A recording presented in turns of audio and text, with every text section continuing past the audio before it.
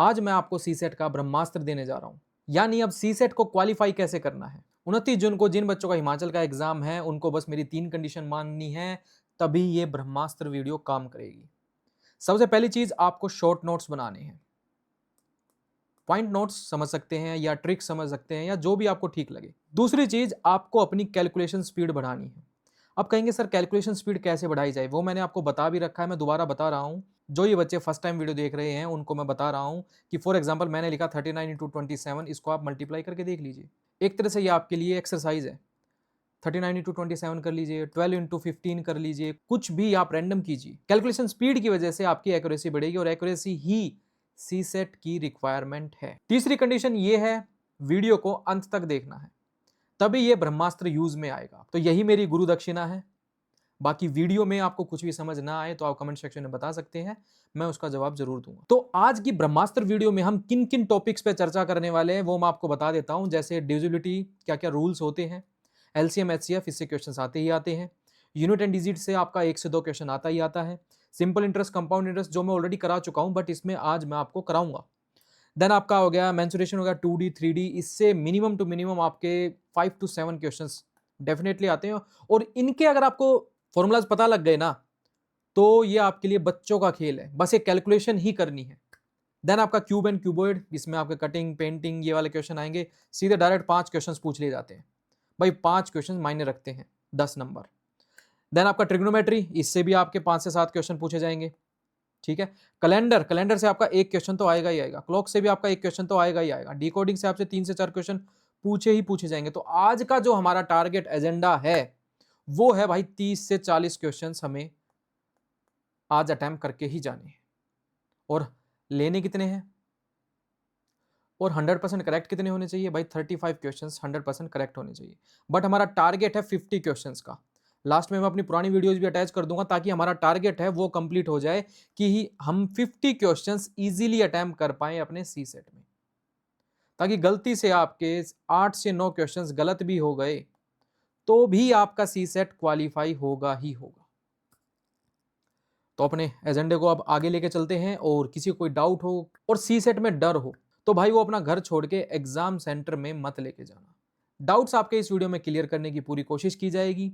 बिल्कुल easy method से हम क्वेश्चंस को सॉल्व करेंगे, तो आपको डरने की जरूरत बिल्कुल नहीं है। अगर आप आर्ट्स बैकग्राउंड के हैं या आपका मैथ्स बैकग्राउंड नहीं था, बस मैंने वही 3 कंडीशन जो बताई हैं वो याद रख लेना, रिपीट में वीडियो दोबारा देख लेना, रिवीजन हो जाएगा और आपका सी सेट भी क्वालिफाई हो जाएगा।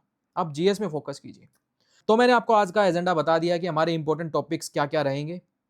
और लास्ट क्लासेज में मैंने आपको बताए थे कि जितने भी आपके अर्थमेटिक्स थे, जैसे आपका profit loss, percentage, average, time and work, time and spin distance, ये सारा मैंने करा दिया है।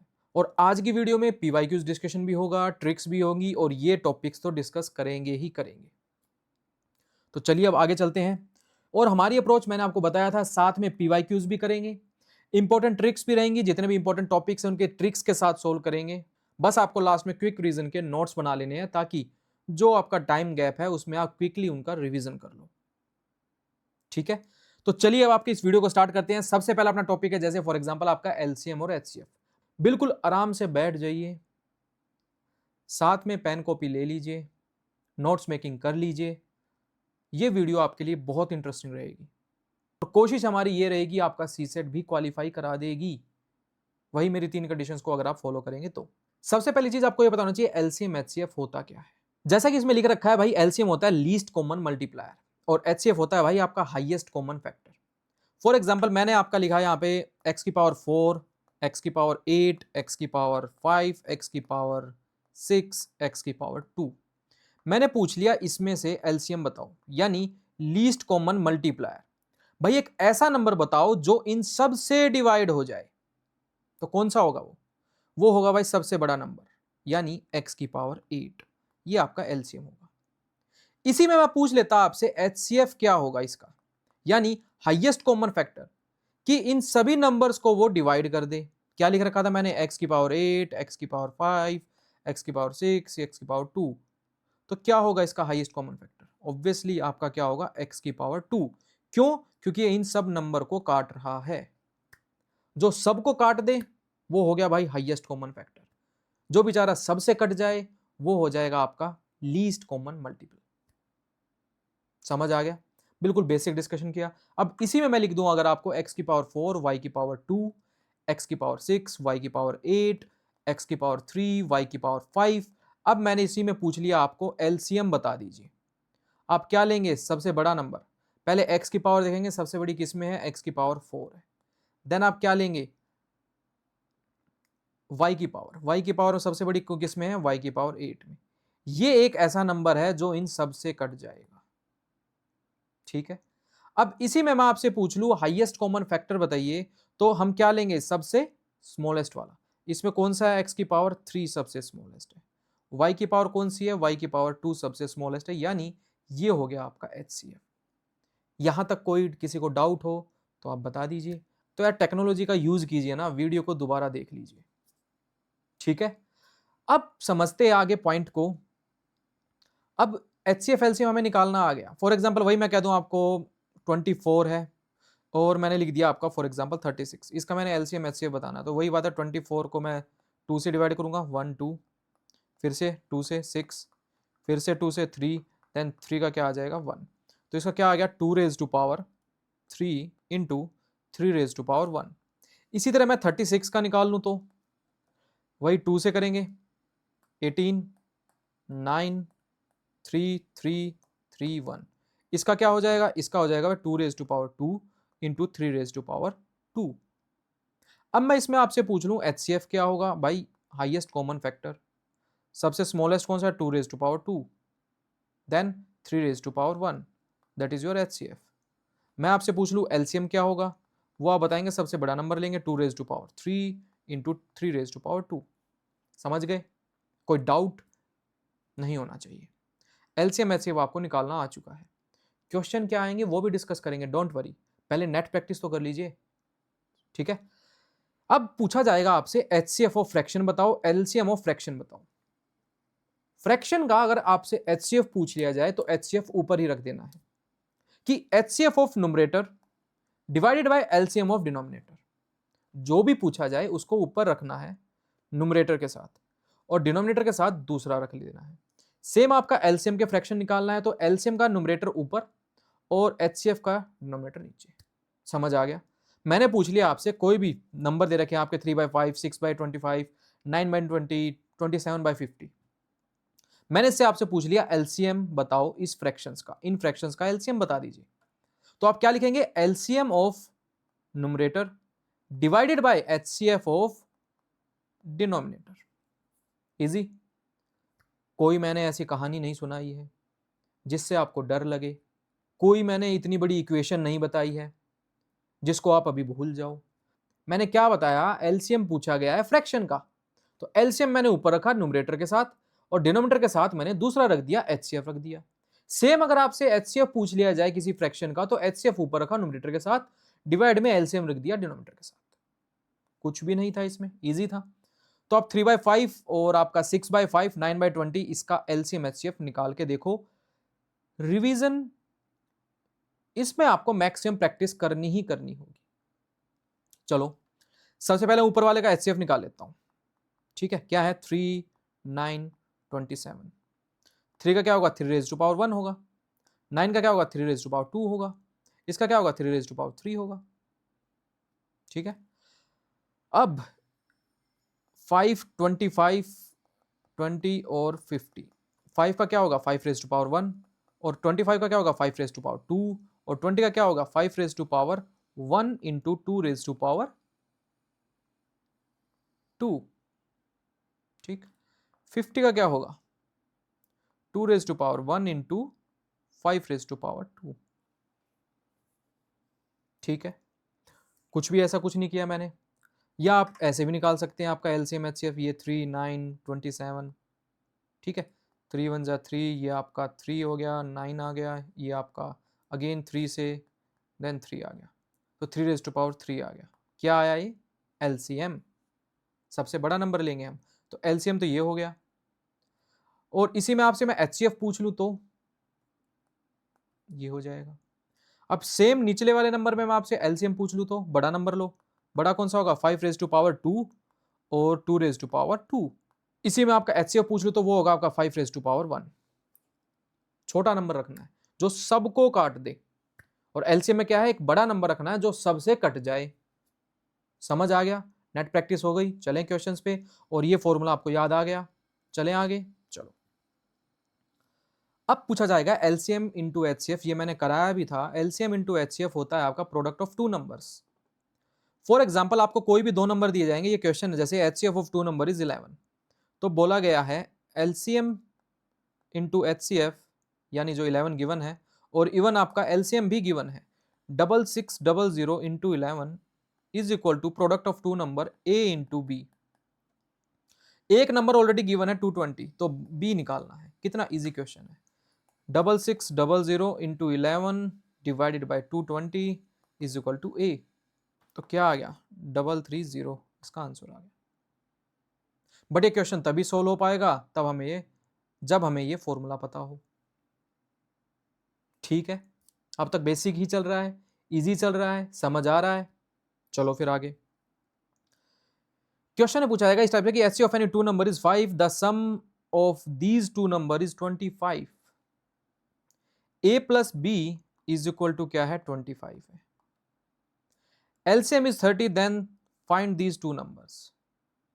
क्या मैं इस क्वेश्चन में लिख सकता हूं LCM into HCF is equal to A into B? क्या मैं B को ऐसे लिख सकता हूं 25 माइनस A? तो ये कितना हो गया आपका 30 into 5 is equal to A into 25 into minus A। ठीक है, ये आपका 150 इज इक्वल टू क्या आ गया, 25A माइनस आपका A स्क्वायर। बेसिकली एक इक्वेशन बन गई है, बट हमें इक्वेशन से नहीं जाना है। हमें क्या करना है कि हमें पता चल रहा है कि भाई आपका HCF क्या है, 5 है। ठीक है, नंबर क्या हो सकते हैं आपके, 25 आना चाहिए। 15 और 10 हो सकते हैं। आप कहेंगे बिल्कुल हो सकते हैं। क्यों?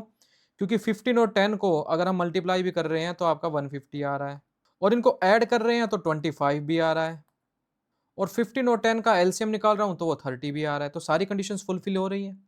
15 और 10 इसके नंबर्स हो गए। समझ आ गया? चलो फिर नेक्स्ट क्वेश्चन पे। अब इस क्वेश्चन को करने से पहले आपको साथ में दो लाइनें लिखनी होंगी। क्या होंगी कि अगर किसी भी नंबर में स्मॉलेस्ट है, अगर मुझे निकालना है LCM, लिख लो ये साथ में। तो किसी भी क्वेश्चन में आ जाए स्मॉलेस्ट, मिनिमम, लीस्ट, या फिर डिवाइडेड बाय, या डिविजिबल बाय, तो समझ लो उस क्वेश्चन में LCM निकालना है। समझ आ गया? क्या बताया मैंने कि LCM निकालना है, ये हमें नहीं पता। Find the smallest number of 4 digit which is completely divisible by 4, 6, 8, 10। अब इसका मैं HCF निकालूं, LCM निकालूं, नहीं समझ में आ रहा। तो मैंने क्या बताया कि अगर क्वेश्चन में स्मॉलेस्ट आ जाए, मिनिमम आ जाए, लीस्ट आ जाए, डिवाइडेड बाय आ जाए, डिविजिबल बाय आ जाए, तो क्या निकालना है, LCM। सिमिलरली अगर HCF निकालना है तो क्या करना पड़ेगा, इसी का ही अपोजिट, लार्जेस्ट, मैक्सिमम, हाईएस्ट, और आ जाए डिवाइड्स।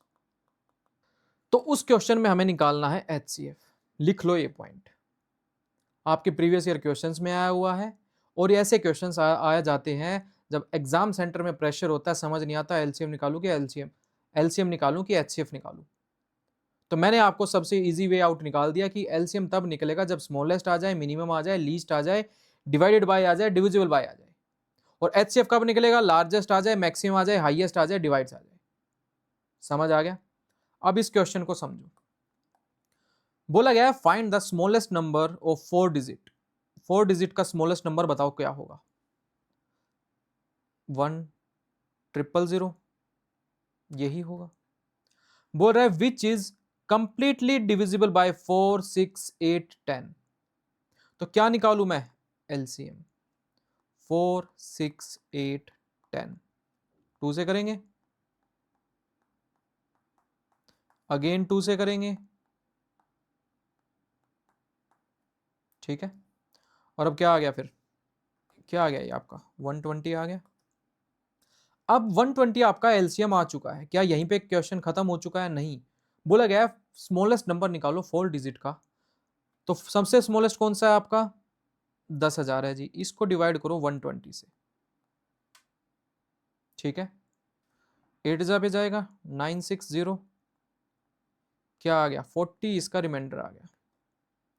तो अगर मैं 1040 लिख दूं, मतलब 40 ऐड कर दूं, 1000 में 40 अगर मैं ऐड कर दूं, तो मेरा 104 डिजिट 1040 एक ऐसा नंबर आ रहा है जो जो 4 6 8 10 से डिवाइड हो रहा है और कंप्लीटली डिवाइड कर रहा है, ठीक है। मतलब कोई भी रिमाइंडर नहीं आ रहा है। समझ में आ गया? बिल्कुल इजी क्वेश्चन था, इसमें हमने कुछ भी एक्स्ट्रा नहीं किया। बोल रहा है find the smallest, smallest word जहां भी आ गया मैंने आपको बता दिया था एलसीएम निकालना है। एलसीएम अब इसने बोल दिया स्मॉलेस्ट नंबर हो गया 4 डिजिट का 1000। अब मैंने इसका क्या रिमाइंडर निकाल दिया, रिमाइंडर को मैंने ऐड कर दिया, तो एक ऐसा नंबर आ गया जो उसके एलसीएम से कंप्लीटली डिवाइड कर रहा है, ठीक है। चलो फिर आगे, find the largest number which divide 7 9 and 13 to leave the remainder 1 in each case. अब ऐसे क्वेश्चंस में क्या करना है, सबसे पहले एक ट्रिक बताऊंगा, वो लिख लीजिए साथ में। ऐसे क्वेश्चन में क्या करना है, रिमाइंडर आ जाए और लार्जेस्ट आ जाए, मतलब आपको एचसीएफ निकालना है। एचसीएफ निकालना है तो रिमाइंडर को पहले ही माइनस कर दो, यानी 7 -1 कर दो, 9 -1 कर दो, 13 -1 कर दो। और अगर आपको एलसीएम निकालना हो इस टाइप क्वेश्चंस में, तो बिफोर भी हो सकता है और आफ्टर भी हो सकता है, वो क्वेश्चन पे डिपेंड करता है। बट इस क्वेश्चन में, एचसीएफ वाले क्वेश्चंस में, हमें पहले ही माइनस करना होगा, ठीक है। अब इसमें क्या किया मैंने, पहले ही आपको बता दिया कि माइनस करना है, तो ये क्या आ गया आपका 6, ये क्या आ गया आपका 8, ये क्या आ गया आपका 12। अब इसका मुझे एचसीएफ निकाल लेना है, तो वो आपका आ जाएगा फाइनल आंसर, ठीक है। विच डिवाइड 7 9 एंड 13, जो रिमाइंडर 1 आ रहा है, तो एचसीएफ में क्या किया मैंने, 7 -1 किया, 9 -1 किया, 13 -1 किया। अब मैं इसका क्या निकाल दूंगा, एचसीएफ, ठीक है। चलो जी, अब ये क्वेश्चन समझो। इसे बोला कि 3 runners A B C run along a circle, question आएगा ये आपका। They starts a race from the same point, same time, in the same direction. If they complete their one revolution in 5 minutes, इनमें से एक 5 minute में कर रहा है, मतलब ए आपका 5 मिनट में कंप्लीट कर रहा है, बी आपका 10 मिनट में कर रहा है, सी आपका 15 मिनट में कर रहा है। After how much time will they meet together again at the same point. Same point पे सभी एक साथ कब मिलेंगे। अब इसमें आप कंफ्यूज हो जाओगे कि एलसीएम निकालूं या एचसीएफ निकालूं। अगर ये पता हो तो जल्दी निकल जाएगा क्वेश्चन। अब आप खुद थोड़ा सा दिमाग लगाओ, इसमें पूछा गया है after how much time will they meet together again at the same point, यानी मुझे मिनिमम टाइम बताना है। मैक्सिमम टाइम तो भाई कितना ही भगा लो उनको, 10 राउंड कटवा लो, 20 कटवा लो, 100 कटवा लो, मैक्सिमम में तो कुछ भी कर लो, बट मिनिमम बोला गया है how much time will they meet together again at the same point. तो इसमें क्या होगा, मिनिमम टाइम निकालना है, और जहां पर मिनिमम समझ में आ गया तो क्या निकलेगा, एलसीएम निकलेगा। तो 5 10 15 इसका आप एलसीएम निकाल दो, 5 1 2 एंड 3, 30 मिनट बाद तीनों भाई मिल जाएंगे एक पॉइंट पे, 30 मिनट बाद। इजी। चलो फिर नेक्स्ट क्वेश्चन करो। ये आपका पीवाईक्यू था, ये आपका पीवाईक्यू 2024 है। दो आदमी हैं ए बी, स्टार्ट करते हैं together the same point, walk around 9 kilometre long आपका सर्कुलर पाथ है, ठीक है। डिस्टेंस दे दिया आपका 9 किलोमीटर का, ठीक है जी। ए की स्पीड है 5 किलोमीटर पर आवर और बी की स्पीड है 2 किलोमीटर पर आवर, ठीक है। ए की स्पीड बता दी 5 किलोमीटर पर आवर और बी की स्पीड बता दी आपकी 2 kilometre per hour in the same direction. वही पूछ रहा है then they will meet first at starting point after कितने घंटे बाद। एलसीएम निकालना है, बट एलसीएम से पहले मुझे यह समझना होगा कि पिछले क्वेश्चन में तो टाइम ऑलरेडी गिवन था, क्या मैं इसमें टाइम नहीं निकाल सकता? भाई मैं निकाल सकता हूं टाइम। कैसे निकालूंगा टाइम? भाई speed is equal to distance over time होता है। डिस्टेंस ऑलरेडी गिवन है, स्पीड ऑलरेडी गिवन है, तो ए का टाइम कितना आ जाएगा, 80 क्या आ जाएगा आपका 9/5। सेम बी का टाइम क्या आ जाएगा आपका 9/2। अब आप कहेंगे सर ये तो फ्रैक्शन में आ गया। फ्रैक्शन में आ गया तो मैंने आपको एक पहले ही चीज बताई थी, क्या निकालना है, एलसीएम। एलसीएम के लिए क्या करना पड़ेगा, LCM numerator divided by HCF denominator, यही बोला था। तो यही हमें करना है अब कि एलसीएम ऑफ न्यूमरेटर क्या आ जाएगा 9, एचसीएफ क्या आएगा 5 और 2 का 1, तो इसका आंसर क्या आ गया 9 आवर्स। समझ आ गया। ये था आपका हिमाचल का 2024 का क्वेश्चन। स्टेटमेंट पता है, क्वेश्चन किस तरीके से सोल्व करना है, एलसीएम निकालना है, एचसीएफ निकालना है, या किस टॉपिक से रिलेटेड वो क्वेश्चन है। कई बच्चे तो इसको समझेंगे टाइम एंड स्पीड वाला क्वेश्चन है, जबकि नहीं, इसमें आपको एलसीएम निकालना था। अब एलसीएम ऑफ फ्रैक्शन पता है कि भाई न्यूमरेटर का एलसीएम निकालना है, डिनोमिनेटर का एचसीएफ निकालना है, वो फॉर्मूले पता है, क्वेश्चन पता है, विद इन 20 सेकंड ये आपका सोल्व हो जाएगा। ठीक है, चलो आपके नेक्स्ट टॉपिक पे चलते हैं। एलसीएम एचसीएफ का मैंने आपका मैक्सिमम पार्ट कवर करा दिया है। किसी को कोई डाउट हो वही आपका टेक्नोलॉजी का यूज कीजिए, रिपीट में इसको दोबारा देख लीजिए। ठीक है, चलो नेक्स्ट आपका ये क्वेश्चन आ जाए, मान लो डिविजिबिलिटी रूल से रिलेटेड कि भाई ये इसे डिवाइड कर रहे हैं, जल्दी जल्दी हमें आंसर निकालना है।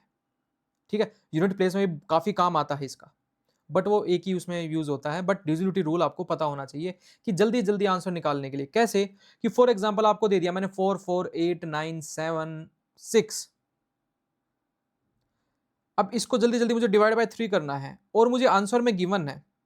ठीक है, मेरे को आंसर में फॉर एग्जांपल गिवन है 8 7 2, और देन आपका गिवन है 3 4 7, फिर आपका गिवन है 8 3 8, और फोर्थ ऑप्शन में फॉर एग्जांपल आपका गिवन है 6 5 9। मैं 3 को लास्ट यूनिट को ही डिवाइड करूं तो मेरा आ रहा है 2। क्या मुझे इसको कंप्लीट डिवाइड करने की जरूरत है? आंसर क्या आएगा, ये आएगा। यानी मैंने सीधा डायरेक्ट किया, डिवाइड करके देखता चल रहा हूं कि 3 को मैं 6 से डिवाइड करता हूं तो मेरा 2 आता है। ठीक है, तो 2 आपका इसी में ही आएगा। तो डिविजिबिलिटी रूल का वर्क ही यही होता है कि फटाफट आपको ऑप्शन से कैलकुलेशन स्पीड बढ़ सके।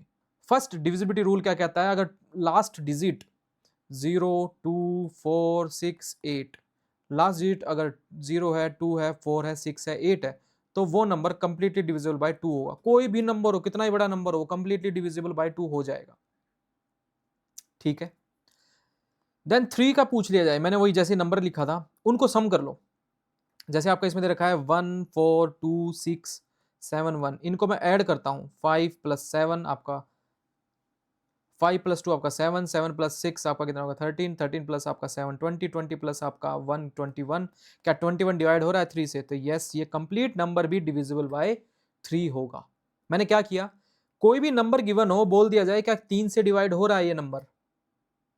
मैं ये क्यों बता रहा हूं, आप सोचेंगे कि यार इतना मैं सम करूंगा फिर सोचूंगा डिवाइड करने की, तो मैं ये आपको इसलिए बता रहा हूं, बीच में कोई भी नंबर आपको मिसिंग दे दिया जाएगा, 1 4 A 6 7 1, ये बोल दिया जाएगा आपको। पूछा जाएगा ए की जगह क्या आए ऐसा कि ये कंप्लीट नंबर 3 से डिवाइड हो जाए। तो जब तक आकर डिविजिबिलिटी रूल नहीं पता होगा तभी तो इसको सोल्व करेंगे। मैंने क्या किया, इसका सम भी डिवाइड बाय 3 होना चाहिए। समझ आ गया। देन आपका 4 का आ जाता है, 4 किसका स्क्वायर है, 2 का स्क्वायर है, तो यानी 2 यूनिट। तो लास्ट के 2 डिजिट्स अगर डिवाइड हो रही है 4 से, फॉर एग्जांपल लास्ट में आपको 16 दिख जाए तो 16 डिवाइड हो रहा है आपका 4 से, यस। 08 दिख जाए तो 08 डिवाइड हो रहा है 4 से, यस। 32 दिख जाए, यस 32 भी डिवाइड हो रहा है 4 से। तो लास्ट 2 डिजिट्स अगर डिवाइड हो रही है 4 से तो वो नंबर कंप्लीटली डिवाइड बाय 4 होगा। ठीक है, 2 का कर लिया, 3 का कर लिया, 4 का कर लिया। अब 5 में क्या होता है आपको ही पता है, लास्ट डिजिट अगर 0 है 5 है तो वो नंबर कंप्लीटली डिविजिबल बाय 5 होगा। अब 6 में समझो, 6 का एलसीएम क्या होता है, 6 का एलसीएम होता है भाई 2 और 3। कोई भी नंबर गिवन है, for example x y z, कुछ भी नंबर गिवन है, अगर ये नंबर 2 से भी डिवाइड हो रहा है तो, और अगर ये नंबर 3 से भी डिवाइड हो रहा है तो वो नंबर कंप्लीटली डिविजिबल बाय 6 होगा। दोनों से डिवाइड होना चाहिए, ये नहीं कि अगर अकेले 2 से डिवाइड हो रहा है बट 3 से नहीं हो रहा है तो वो सोल्व नहीं होगा, तो वो 6 से डिवाइड नहीं होगा। हाँ, दोनों कंडीशंस फुलफिल हो गई है कि 2 से भी डिवाइड हो रहा है, 3 से भी डिवाइड हो रहा है, तो वो नंबर कंप्लीटली डिविजिबल बाय 6 होगा ही होगा। ये था आपका 6 का डिविजिबिलिटी रूल। 2 का कर लिया, 3 का कर लिया, 4 का कर लिया, 5 का कर लिया, 6 का कर लिया। शॉर्ट नोट्स बना लीजिए या इसका स्क्रीनशॉट ले लीजिए या मैं आपको पीडीएफ प्रोवाइड कर दूंगा, डोंट वरी। ठीक है, अब आपका चलते हैं फॉर एग्जांपल 7 का एक अलग से रूल होता है, वो बता दूंगा। 8 में क्या था, 8 किसका क्यूब है, 2 का क्यूब है, तो यानी 3 डिजिट्स, 3 डिजिट्स, लास्ट के 3 डिजिट्स अगर डिवाइड बाय 8 हो रही हैं तो वो नंबर कंप्लीटली डिवाइड बाय 8 होगा। अब 9 का क्या होगा, 9 में सेम रूल लगेगा सम वाला, कौन से का, 3 का, कि अगर सम करके देख रहे हैं और ये कंप्लीटली डिविजिबल बाय हो रहा है 9 से, तो ये नंबर कंप्लीटली डिवाइड हो जाएगा 9 से। नेक्स्ट आपका 11 का, 11 का थोड़ा ट्रिकी भी है, इजी भी है, कि कोई भी नंबर दे दिया आपका 149765, इसे बोल रहा है इवन, जैसे आपका लिख दिया मैंने 149765, इसे बोल दिया इवन नंबर्स को अलग रख लो, ओड नंबर्स को अलग रख लो। ये मतलब नहीं है कि जो इसमें इवन है उनको अलग रख लो, नो, ये आपकी फर्स्ट पोजीशन है, ये सेकंड है, ये थर्ड है, ये फोर्थ है, ये फिफ्थ है, ये सिक्स्थ है। तो ओड पे कौन कौन से नंबर है, ये नंबर है। इवन पे कौन कौन से नंबर है, ये नंबर है। ये नहीं है कि जो इवन नंबर है उनको ऐड करना है, ओड को अलग से ऐड करना, नहीं, जो जिस पोजीशन पे है उसको बोला जाएगा इवन ओड।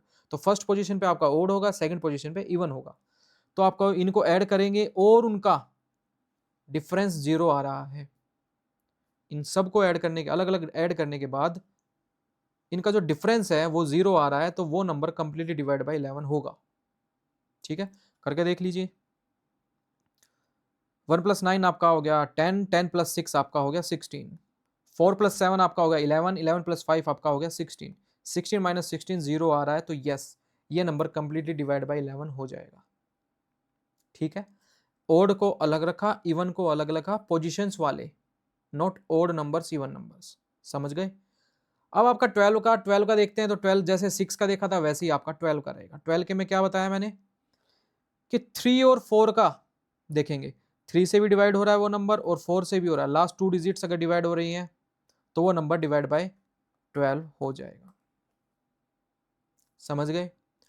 नेक्स्ट अब आपका आता है rule of triplet. Rule of triplet लगता है आपका 7, 11 और 13 पे, कि फॉर एग्जांपल कोई भी नंबर दे दिया आपका A B C D E F G H I, कोई भी ले लिया, तो हम ट्रिपलेट बना के चलेंगे, यानी 3 का पेयर बना के चलेंगे, 3 3 3।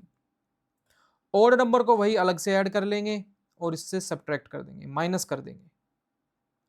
माइनस करने के बाद जो भी नंबर आएगा, ऐड किया और सब्ट्रैक्ट कर दिया, माइनस करने के बाद जो भी नंबर आएगा वो अगर 7 से डिवाइड हो रहा है, 11 से डिवाइड हो रहा है या 13 से डिवाइड हो रहा है, तो यानी वो कंप्लीट नंबर भी 7, 11, 13 से डिवाइड हो जाएगा। जैसे एग्जांपल में दे रखा है 4 4 7 5 6 8, मेक ए पेयर ऑफ 3, और अल्टरनेट को हमें ऐड कर लेना है और देन आपका सब्ट्रैक्ट होगा। सब्ट्रैक्ट होने के बाद 121 आ गया। ठीक है, तो ये किससे डिवाइड हो रहा है आपका, 11 से हो रहा है। देन नेक्स्ट में आपका 2 6 7 3 5 8 पेयर बनाया, 91 आया, तो वो 7 से भी डिवाइड हो रहा है आपका, 13 से भी डिवाइड हो रहा है, और बल्कि 11 से डिवाइड नहीं हो रहा है। तो ये रूल ऑफ ट्रिपलेट लगेगा आपका 7, 11 और 13 में। और जबकि बाकी मैंने रूल्स आपको बता दिए हैं डिविजिबिलिटी वाले, इनको क्विकली रिवीजन कर लो, वीडियो को दोबारा देख लो और इसको याद कर लो। इससे आपकी एक्यूरेसी, स्पीड, सब कुछ बढ़ेगी और आंसर आपका सटीक आएगा। ठीक है, चले आगे, चलो। अब आपका करेंगे मेंसुरेशन, जिसमें आपका 2D और 3D वाले क्वेश्चंस हम सॉल्व करेंगे। पहले हमें टॉपिक्स के बारे में समझने की जरूरत है।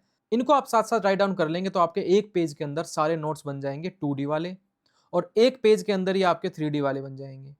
इसमें से आपके 3 क्वेश्चंस पूछे जाएंगे, इसमें से आपके 2 से 3 क्वेश्चन पूछे जाएंगे, यानी आपके टोटल हो गए 5 क्वेश्चंस, एवरेज मानता हूं तो, यानी 10 नंबर आपके पक्के। ठीक है, चलो। और बहुत इजी क्वेश्चन आते हैं, अगर आपको फॉर्मूला पता है तो बहुत इजी क्वेश्चन है, डायरेक्टली फॉर्मूला लगाओ, आंसर लो। पीवाईक्यूज कराऊंगा, इवन आपको प्रैक्टिस क्वेश्चन भी करा दूंगा, पीवाईक्यूज भी कराऊंगा, उससे आपको समझ आ जाएगी कि हाँ भाई बिल्कुल सही कह रहे हैं। क्वेश्चन में देखो, अगर आपसे रेक्टेंगल का कुछ भी फॉर्मूला पूछ लिया जाए, फॉर एग्जाम्पल आपसे पूछा जाए डायगोनल क्या होता है, इक्वल होते हैं इसके डायगोनल्स, इसके डायगोनल इक्वल होते हैं, यानी ये भी डी है, ये भी डी है। ठीक, ये आपका ए हो गया, ये आपका बी हो गया। तो ये भी आपकी सेम ए होगा और ये भी आपका सेम बी होगा। अब मैं आपसे पूछ लूं इसका पेरीमीटर, पेरीमीटर क्या होगा? 2a प्लस 2b, और 2 को कॉमन निकाल दिया तो यानी क्या हो गया perimeter? 2 into length plus breadth. ठीक, क्या होता है perimeter? a plus B plus a plus a. Perimeter तो ये होता है ना, सबको ऐड कर दो। तो ये क्या आ गया आपका? 2a प्लस 2b आ गया। 2 कॉमन लिख दिया, a प्लस बी लिख दिया, ये आपका पेरीमीटर हो गया। डायगोनल सेम होते हैं, इक्वल होते हैं, बाइसेक्ट करते हैं। एरिया क्या होगा? a into b. ठीक है, अब आपसे पूछ लिया जाए डायगोनल का। फॉर एग्जाम्पल आपसे ये डायगोनल पूछ लिया जाए, तो ये आपका परपेंडिकुलर है, लगा दो थ्योरम, पाइथागोरस थ्योरम। तो ए स्क्वेयर प्लस बी स्क्वेयर और रूट, वो आपका डी आ जाएगा। समझ गए? अब आपका नेक्स्ट चलते हैं फॉर एग्जाम्पल स्क्वेयर में। स्क्वेयर में क्या होगा? चारों साइड सेम होती है, डायगोनल सेम होता है। ठीक, तो पेरीमीटर क्या होगा? ऑब्वियसली 4a हो गया। डायगोनल, इसका एक और फॉर्मूला है एरिया का। अगर आपको एरिया निकालना हो और ओनली डायगोनल्स गिवन हो तो वो हो जाएगा 1/2 इंटू डी स्क्वेयर। और वैसे क्या होगा आपका? ऑब्वियसली ए स्क्वेयर होगा। अब आप सब कहेंगे सर ये कैसे पॉसिबल हो गया? लगा दो भाई इसमें ही पाइथागोरस। समझ गए? सेम है। डायगोनल पूछ लिया जाए डी, तो वही चीज है आपका, ये आपका डायगोनल हो गया, ये ए है, ये ए है, ये परपेंडिकुलर है, तो ये क्या आ जाएगा? √2a। ठीक है, अब area of path inside square, समझो अब इस चीज को। क्वेश्चन आएंगे ऐसे कि भाई कोई भी स्क्वायर में पार्क है, कोई भी पार्क है ये फॉर एग्जांपल। ठीक है, अब इसमें बोल दिया कि भाई इसका एरिया निकालो, इस पाथ का, इस रास्ता का एरिया निकाल दो,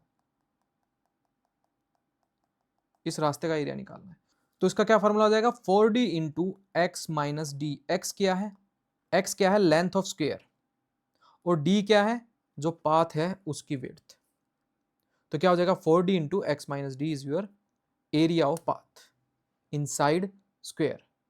अब सेम आउटसाइड स्क्वायर पूछ लिया जाए तो क्या हो जाएगा? प्लस हो जाएगा, x plus D, 4d into x plus D. ठीक है, अब सबसे बड़ी चीज जो क्वेश्चन पूछे जाएंगे और पूछे भी गए हैं आपसे, पूछ लेगा इन सर्कल, इनसाइड जो सर्कल है इसका क्वेश्चन पूछ लिया जाएगा कि स्क्वायर में एक सर्कल है, इसका रेडियस बताओ। तो ऑब्वियसली बात है उसका रेडियस क्या होगा? ये टोटल आपकी लेंथ है, मान लो ए, तो ये आपका क्या हो जाएगा? a/2, side by 2। अब इसका पूछ लिया जाए रेडियस तो क्या होगा? डायगोनल डिवाइडेड बाय 2, या फिर साइड डिवाइडेड बाय √2। ये चीज याद रख लेना, यहां पर क्या था? साइड डिवाइड बाय 2, और यहां पे क्या आ जाएगा? Side divided by √2। यानी आप इसको लिख सकते हो a/2 अगर इनसाइड है, इन सर्कल है, या सरकम सर्कल की निकालनी है तो वो आ जाएगा a/√2। क्वेश्चन कराऊंगा जब आपको ये बहुत इजी लगेंगे, बस आपको क्विकली रिवीजन करना है साथ साथ। ये तो यार इजी है ना, एरिया निकालना, पेरीमीटर निकालना, डायगोनल निकालना, ये तो इजी है। बट जो सरकम सर्कल, इन सर्कल, ये निकालना टफ पड़ जाता है बच्चों के लिए। ठीक है, अब आपसे पूछा जाएगा पैरेललोग्राम का। पैरेललोग्राम की ऑब्वियसली दो साइड इक्वल होती हैं। अब पैरेललोग्राम में आपकी अपोजिट साइड्स इक्वल होती हैं। ठीक है, तो opposite sides parallel and equal रहेंगी, तो एरिया क्या होगा आपका? Base into height. हाइट ये वाली होगी, ना कि इसकी ये वाली, ये होगी h।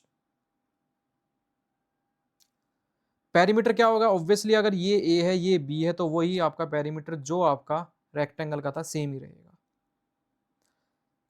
Some of diagonal square, sum of diagonal squares, यानी जो इसके डायगोनल्स होते हैं अलग अलग होते हैं, d1 d2, तो d1 square plus d2 square is equal to होगा आपका 2 इंटू ए स्क्वायर प्लस बी स्क्वायर। ठीक है, मैंने क्या बताया, d1 square plus d2 square is equal to होता है आपका 2 इंटू ए स्क्वायर प्लस बी स्क्वायर। ठीक है, ये है आपका सम ऑफ डायगोनल का स्क्वायर। अगर आपको हाइट गिवन ना हो पैरेललोग्राम में, अगर हाइट गिवन ना हो तो फॉर्मूला क्या होगा, एस बेसिकली क्या है आपका, A plus B plus D, D क्या है डायगोनल, डिवाइड बाय 2, और उसका फार्मूला क्या हो जाएगा 2 into root S into S minus A into S minus B into S minus D. तो ये आपका एरिया आ जाएगा, ये इस हाफ ट्रायंगल का होता है एरिया, सेम आपका इंटू 2 कर देंगे तो इस ट्रायंगल का एरिया आ जाएगा। तो ये आपका फॉर्मूला हो गया। ठीक है, यानी आपको इसमें डायगोनल गिवन होगा, आपकी लेंथ गिवन होगी और आपकी ब्रेड्थ गिवन होगी। ये तीनों चीज अगर गिवन है तो आप एरिया निकाल सकते हैं पैरेललोग्राम का। ठीक, इजी। चलो, नहीं इजी लग रहा है तो वही वीडियो को दोबारा देख लो। रोम्बस में क्या होगा, ऑब्वियसली डायगोनल्स जो होते हैं बाइसेक्ट करते हैं 90 डिग्री में, ये 90 डिग्री पे बाइसेक्ट करते हैं। एरिया क्या होता है 1/2 इंटू d1 इंटू d2 भी होता है इसका। ठीक है, अब मुझे साइड निकालनी है, फॉर एग्जाम्पल मुझे ए निकालना है, तो ए निकालने का क्या हो जाएगा आपका 1/2 into root d1 square plus आपका d2 स्क्वेयर, ये आपका ए आ जाएगा। डायगोनल का रिलेशन क्या रहेगा आपका, d1 square plus d2 square is equal to 4a square. भाई ये फॉर्मूला है, इनको याद करना ही करना पड़ेगा, जैसे आपका मेंसुरेशन 3D करेंगे उसमें भी करना ही करना पड़ेगा। ठीक है, इसका कोई अल्टरनेट नहीं है कि सर कुछ अल्टरनेट बताओ इसका। अगर आपको ये फॉर्मूले याद हो गए, भाई चार चार तो फॉर्मूले हैं बस, अगर आपको ये फॉर्मूले याद हो गए तो डायरेक्टली मैं कह रहा हूं 20 to 30 सेकंड में क्वेश्चन सॉल्व होगा, जो कि हम अभी करने वाले हैं। ठीक है, चलो आगे। अब ट्रायंगल का देख लो, आइसोसेलेस ट्रायंगल क्या होता है भाई, दो साइड जिसकी इक्वल होती है उसको हम बोल देते हैं आइसोसेलेस ट्रायंगल। इक्विलेटरल ट्रायंगल कौन सी होती है भाई, जिनकी तीनों साइड इक्वल होती है उसको बोल देते हैं हम इक्विलेटरल ट्रायंगल। ठीक है, अब आइसोसेलेस ट्रायंगल में आपसे पूछ लिया जाए एरिया ऑफ आइसोसेलेस ट्रायंगल बताओ, तो वो क्या होगा, b/4 into 4a square minus b square. बी क्या है, ये है, और ये आपके ए है, तो एरिया क्या होगा b/4 root 4a square minus b square. ठीक है, आपसे पेरीमीटर पूछ लिया जाए, ऑब्वियसली क्या होगा, ये a है, ये a है, ये b है, तो 2a प्लस बी इसका पेरीमीटर हो जाएगा। ठीक, हाइट पूछ ली जाए, ये वाली हाइट परपेंडिकुलर हो गई, तो वो हो जाएगी आपकी root 4a square minus b square divided by 2। ठीक है, तो ए आपकी ऑब्वियसली इक्वल साइड होगी, बी आपकी इसमें बता दिया गया है आपका बेस हो गया। आइसोसेलेस ट्रायंगल समझ में आ गई, इसके फॉर्मूले हमें समझ में आ गए। अब पूछा जाएगा राइट एंगल ट्रायंगल, भाई ये तो आप बचपन से सीखते आए, 1/2 इंटू बी इंटू एच होता है, बेस इंटू हाइट। ठीक, पेरीमीटर ऑब्वियसली आपका परपेंडिकुलर बेस और हाइपोटेन्यूज को ऐड कर देंगे तो आपका पेरीमीटर आ जाएगा। एल्टीट्यूड ऑब्वियसली आपको पता है, एल्टीट्यूड क्या होगा, बेसिकली एल्टीट्यूड होगा आपका ये पूछ लिया जाए अगर आपसे, तो वो क्या होगा p into b divided by h. Pythagoras theorem हमें पता है, h square is equal to perpendicular square plus आपका बेस स्क्वायर। अब क्वेश्चन अगर आपसे पूछा जाए इन रेडियस बता दो, भाई इसके अंदर कोई सर्कल है, ठीक, इसका पूछ रहे हैं इन रेडियस बता दो, तो r इज इक्वल टू क्या होगा, r इज इक्वल टू होगा p plus B minus H divided by 2, inradius आ जाएगा ये। ठीक, और सर्कम रेडियस पूछ लिया जाए, यानी जो इसका आउटर सर्कल है ये रेडियस पूछ लिया जाए, तो ऑब्वियसली आपको दिख रहा है ये इसके हाइपोटेन्यूज का इसका डायमीटर है, तो इसको हम कर देंगे h/2। ठीक है, तो ये बेसिकली हमने किया आपका राइट एंगल ट्रायंगल के जितने भी इन radius, circum radius, Pythagoras theorem, altitude, आपका पेरीमीटर, एरिया, ये सारे पॉइंट्स हमने हाईलाइटेड किए। कुछ भी क्वेश्चन पूछा जा सकता है। अब आपको अगर टफ लग रहा है तो इनको कोई बात नहीं, रिवीजन करो, दिमाग में घुसा लो, दिमाग में लिख दो ये सारे। देन आता आपका obviously equilateral triangle. Equilateral triangle का एरिया क्या होता है, एरिया इज इक्वल टू होता है रूट 3/4 ए स्क्वेयर, ये फॉर्मूला होता ही होता है, √3/4 ए स्क्वेयर। पेरीमीटर पूछ लिया जाए, ऑब्वियसली ये तीनों साइड ए हैं तो हो जाएगा 3a। एल्टीट्यूड हाइट पूछ ली जाए तो वो आएगा आपका 3/2a, ठीक है, √3/2a। इन सर्कल पूछ लिया जाए आपसे, वो आएगा आपका a/2√3। सरकम रेडियस पूछ लिया जाए तो वो आएगा आपका a/√3। बहुत इजी है, कोई ज्यादा बड़ा टास्क नहीं है ये, ठीक है। देन आपका आता है सेमी सर्कल। सर्कल का सबको पता है भाई, ये सर्कल है, इसका मैं आपसे पूछ लूं सरकमफ्रेंस तो वो क्या होगी 2πr। इसका मैं एरिया पूछ लूं वो क्या होगा πr²। बट इसी में मैं आपको पूछ लूं सेमी सर्कल, मतलब हाफ हो गया। सरकमफ्रेंस पूछ लीजिए रहे तो उसकी सरकमफ्रेंस क्या थी 2πr। इसकी क्या होगी, जो ये भी तो होगी ना 2r, ये भी तो है, और ये क्या है πr है, क्योंकि होता क्या है 2πr, हाफ सर्कल हो गया डिवाइड बाय 2 हो गया, तो ये आ गया आपका πr। तो ये πr है प्लस 2r ये हो गया, तो πr प्लस 2r इसकी क्या होगी सरकमफ्रेंस। एरिया पूछा जाए πr² divided by 2। Area of largest inscribed triangle, largest inscribed triangle का एरिया क्या होगा r²। तो खुद सोच के देखो, कोई भी अगर मैं ट्रायंगल ये लेता हूं तो इसकी हाइट क्या होगी, हाइट हो जाएगी r डिवाइडेड बाय क्या 2r। तो फॉर्मूला क्या होता है हाफ बेस इंटू हाइट, क्यों, क्योंकि ये परपेंडिकुलर होता है। तो आपका हाफ बेस इंटू हाइट करेंगे, बेस क्या है 2r और दूसरा क्या है हाइट r है, तो 2 से 2 कट गया, तो वो आ गया आपका r²। अब ये क्वेश्चन आया हुआ आपके 2024 में, देखो कैसे। सर्कल का मैंने अभी अभी डिस्कस किया था, आपका 2πr होता है, आपका एरिया πr² होता है या πd²/4 होता है, डायमीटर आपको सबको पता है तो इजी है ये। देन आता है सेक्टर, जो कि बहुत इंपॉर्टेंट है। सेक्टर में डेफिनेशन बेसिकली आपको बताना चाहिए, आर्क का लेंथ पूछ ली जाए, इस आर्क की अगर लेंथ पूछ ली जाए, ये आर्क है, इस आर्क की अगर लेंथ पूछ ली जाए तो आपको क्या बताना है 2πr इंटू θ/360, क्योंकि सरकमफ्रेंस क्या होगा ये होगा। इसकी आर्क की पूछ ले तो मुझे थीटा अगर पता है तो डिवाइड बाय 360 करूंगा तो मुझे आर्क की लेंथ आ जाएगी। इस सेक्टर का एरिया बताओ, तो वो क्या होगा πr² इंटू θ/360 डिग्री। तो थीटा जो भी गिवन होगा तो हमारा पूरा एरिया ऑफ सेक्टर आ जाएगा।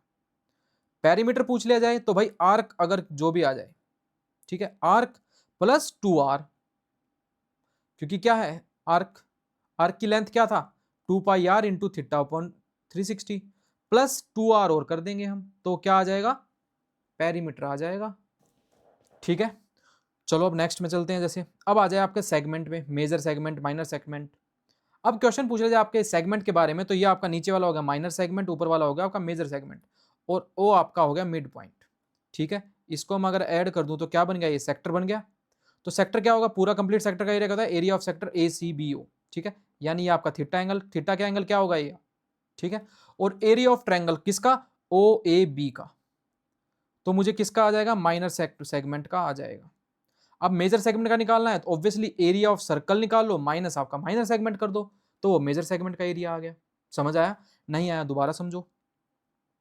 क्या बताया, ये आपका मिड पॉइंट है O, इसको मैंने ऐड कर दिया, तो क्या हमें सिमिलर नहीं दिख रहा, ये सेक्टर नहीं दिख रहा, तो सेक्टर ही है ये आपका थीटा एंगल हो गया।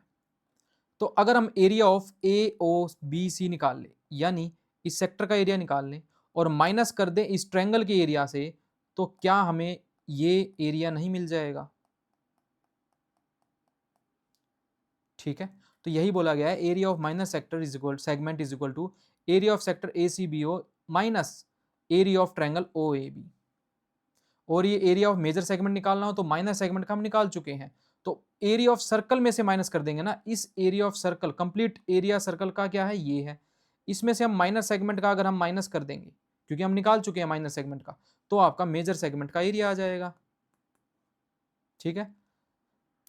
अब आपसे इसमें पेरीमीटर पूछ लिया जाए तो क्या करेंगे हम, आर्क AB, ठीक है, प्लस आपका थीटा आर आएगा। जो ये लेंथ है ये आपका कैसे आएगी, थीटा आर। एंगल गिवन होगा तो आपका पेरीमीटर आ जाएगा। आर्क कैसे निकलेगी, एंगल इंटू रेडियस। ये आपका क्वेश्चन था,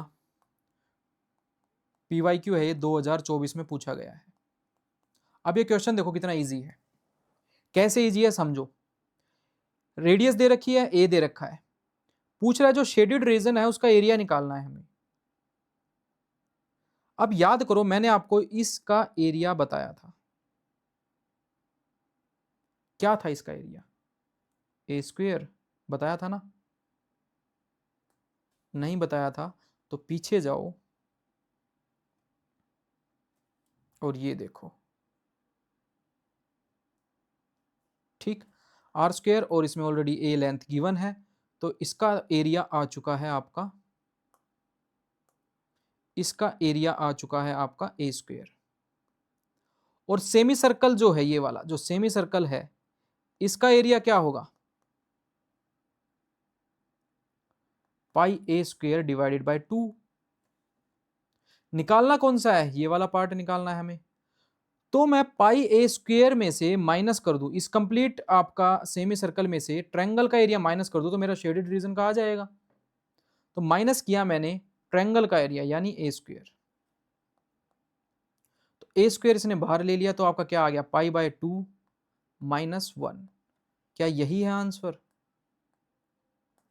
कितना टाइम लगा मुझे ये क्वेश्चन सोल्व करने में, कितना टाइम लगा, 10 से 20 सेकंड, और बच्चों ने इन क्वेश्चन को छोड़ा है कि यार ओ हो एडवांस मैथ आ गया। जब मुझे पता है इंस्क्राइब्ड जो ट्रायंगल है उसका होगा आर स्क्वेयर, और already r is equal to a given है तो आ गया भाई ए स्क्वेयर। सेमी सर्कल का एरिया सबको पता होता है pi a square by 2। Shaded region का निकालना है मुझे, यानी मैं सेमी सर्कल में से ट्रायंगल का एरिया माइनस कर दूं तो मेरा शेडेड रीजन से एरिया आ जाएगा। तो शेडेड रीजन का एरिया निकालने के लिए मैं क्या करूंगा, सेमी सर्कल का एरिया माइनस ट्रायंगल का एरिया, तो शेडेड रीजन का एरिया आ गया और इसका सी ऑप्शन फाइनल हो गया। ठीक, चलो नेक्स्ट क्वेश्चन। बोल रहा है if A1, A2, A3 are area of parallelogram, rhombus and a triangle respectively, standing on the same base पे है, बिटवीन सेम पैरेलल्स, समझते चलना कि सेम बेस है, फॉर एग्जांपल बी है, और बिटवीन सेम पैरेलल्स है, ठीक है, और फॉर एग्जांपल ये ट्रायंगल हो गई, तो ये हाइट हो जाएगी ऑब्वियसली, परपेंडिकुलर अगर मैं लगाऊंगा तो इसको मैं h मान लूं, ठीक है। अब बोल रहा है कि सेम बेस है, बिटवीन द सेम पैरेलल्स है, then which of the following is true. अब पैरेललोग्राम में आपका क्या बताया गया कि सेम पैरेलल लाइन है, सेम बेस है, तो पैरेललोग्राम और रोम्बस का एरिया सेम होगा, यानी A1 is equal to A2 होगा। इतना हमने कर लिया, और मुझे इस ट्रायंगल का एरिया निकालना है तो वो होगा half in H into b, जबकि पैरेललोग्राम का क्या है आपका एच बी है, रोम्बस का क्या है इसका भी एच बी है, तो इसको मैं क्या लिखूं, आपको इक्वल करने के लिए क्या लिखना पड़ेगा, 2HB, 2 से मल्टीप्लाई करना पड़ेगा, यानी HB ये क्या है A1 है, A1 is equal to A2 is equal to क्या आएगा 2A3, तो इसका फाइनल आंसर क्या होगा, डी ऑप्शन। अगर आपको इनके सारे फॉर्मूले पता है, इनके रूल्स पता है, तो ये क्वेश्चंस बहुत इजी है आपके लिए, ठीक है। चले आगे, बोल रहा है कि if two circles with radius r1 r2 touches externally then the length of direct common tangent. देखो ऐसे क्वेश्चंस के अब इनकी डायरेक्ट इनकी क्या होती है, इसको याद कर लो। अब आप कहेंगे सर याद क्यों करा रहे हैं, करा क्यों नहीं रहे, क्योंकि इसकी बहुत लंबी प्रोसेस है, हमें वो नहीं करनी। पूछ रहा है इस कॉमन टेंजेंट का एरिया बताओ, तो सिंपल फॉर्मूला होता है 2 into root R1 R2। R1 अगर ये है, R2 अगर ये है, तो इसका फॉर्मूला है कॉमन टेंजेंट निकालने का 2 रूट R1 R2। अगर ये क्वेश्चन आ जाए तो डायरेक्टली हमें हिट मार देना है, बी ऑप्शन। इसका कोई अगर अल्टरनेट सॉल्यूशन नहीं है, फॉर्मूला ही समझो, ठीक। ये भी क्वेश्चन आपके 2024 में पूछा गया था। बच्चों ने अगर इन क्विकली देख लिया होगा, जितने मैंने आपको ये फॉर्मूले कराए हैं, डायरेक्टली इन पे भी क्वेश्चंस पूछे जा सकते हैं, डायरेक्टली क्वेश्चन पूछे जाएंगे, तो इन क्वेश्चंस को भी हम इन तरीके से सोल्व करेंगे, ठीक। अब ये देखो, एक रेल रोड है, एक rail road curve to be laid out on a circle, what radius should be used if the track is to change direction by 25 degree in a distance of 40 metre. क्या कह रहा है, 40 metre ये direction है, मतलब arc की length बता दी, ये आपका थीटा एंगल बता दिया 25 डिग्री। तो पूछ रहा है what radius should be use, क्या रेडियस होनी चाहिए। तो मुझे आर्क, इवन आर्क की जो लेंथ है, जो सरकमफ्रेंस है वो गिवन है, जो कि है 40। ठीक है, तो मैं आपसे पेरीमीटर ऑफ आर्क पूछूं, मैंने आपको जो कराया था, तो इसमें देखो आर्क, आर्क की लेंथ क्या है, L is equal to 2 pi are into theta upon 360 degree. ठीक है, क्या है फिर इस क्वेश्चन में देखो क्या बताया, arc is equal to 2 pi are into theta upon 360 degree, तो ये आपका 180 डिग्री हो गया। आर्क की लेंथ कितनी गिवन है, 40 मीटर, ये क्या हो गया 22/7 इंटू आर, थीटा क्या गिवन है 25 डिग्री डिवाइडेड बाय 180, यही है। तो इसको अगर आप जब सोल्व करेंगे तो आपका आएगा 91.6 मीटर, तो इसका ऑप्शन हो जाएगा आपका ए। तो वही कहता हूँ कैलकुलेशन स्पीड बढ़ाओ, अगर क्वेश्चन का पता है, फॉर्मूला पता है, 2 pi are into theta upon 360 degree होता है, और आपको आर पूछ लिया गया है, तो फॉर्मूला क्या होता था 2 pi are into theta upon 360 degree, और आर्क की लेंथ ऑलरेडी गिवन है 40 मीटर, तो 40 मीटर की हम वैल्यू पुट कर देंगे 22/7 इंटू आर डिवाइडेड बाई आपका 25/180, तो आपकी आर की वैल्यू आ जाएगी 91.6 मीटर। ये भी आपका 2024 में क्वेश्चन पूछा गया था। नेक्स्ट क्वेश्चन समझो, if the corresponding sides of two similar triangles are in ratio 9:4, then the ratio of its area is. तो दो सिमिलर ट्रायंगल है, फॉर एग्जांपल मैंने मान लिया भाई इक्विलेटर ट्रायंगल्स हैं, ठीक है, एक छोटी है एक बड़ी है, राइट।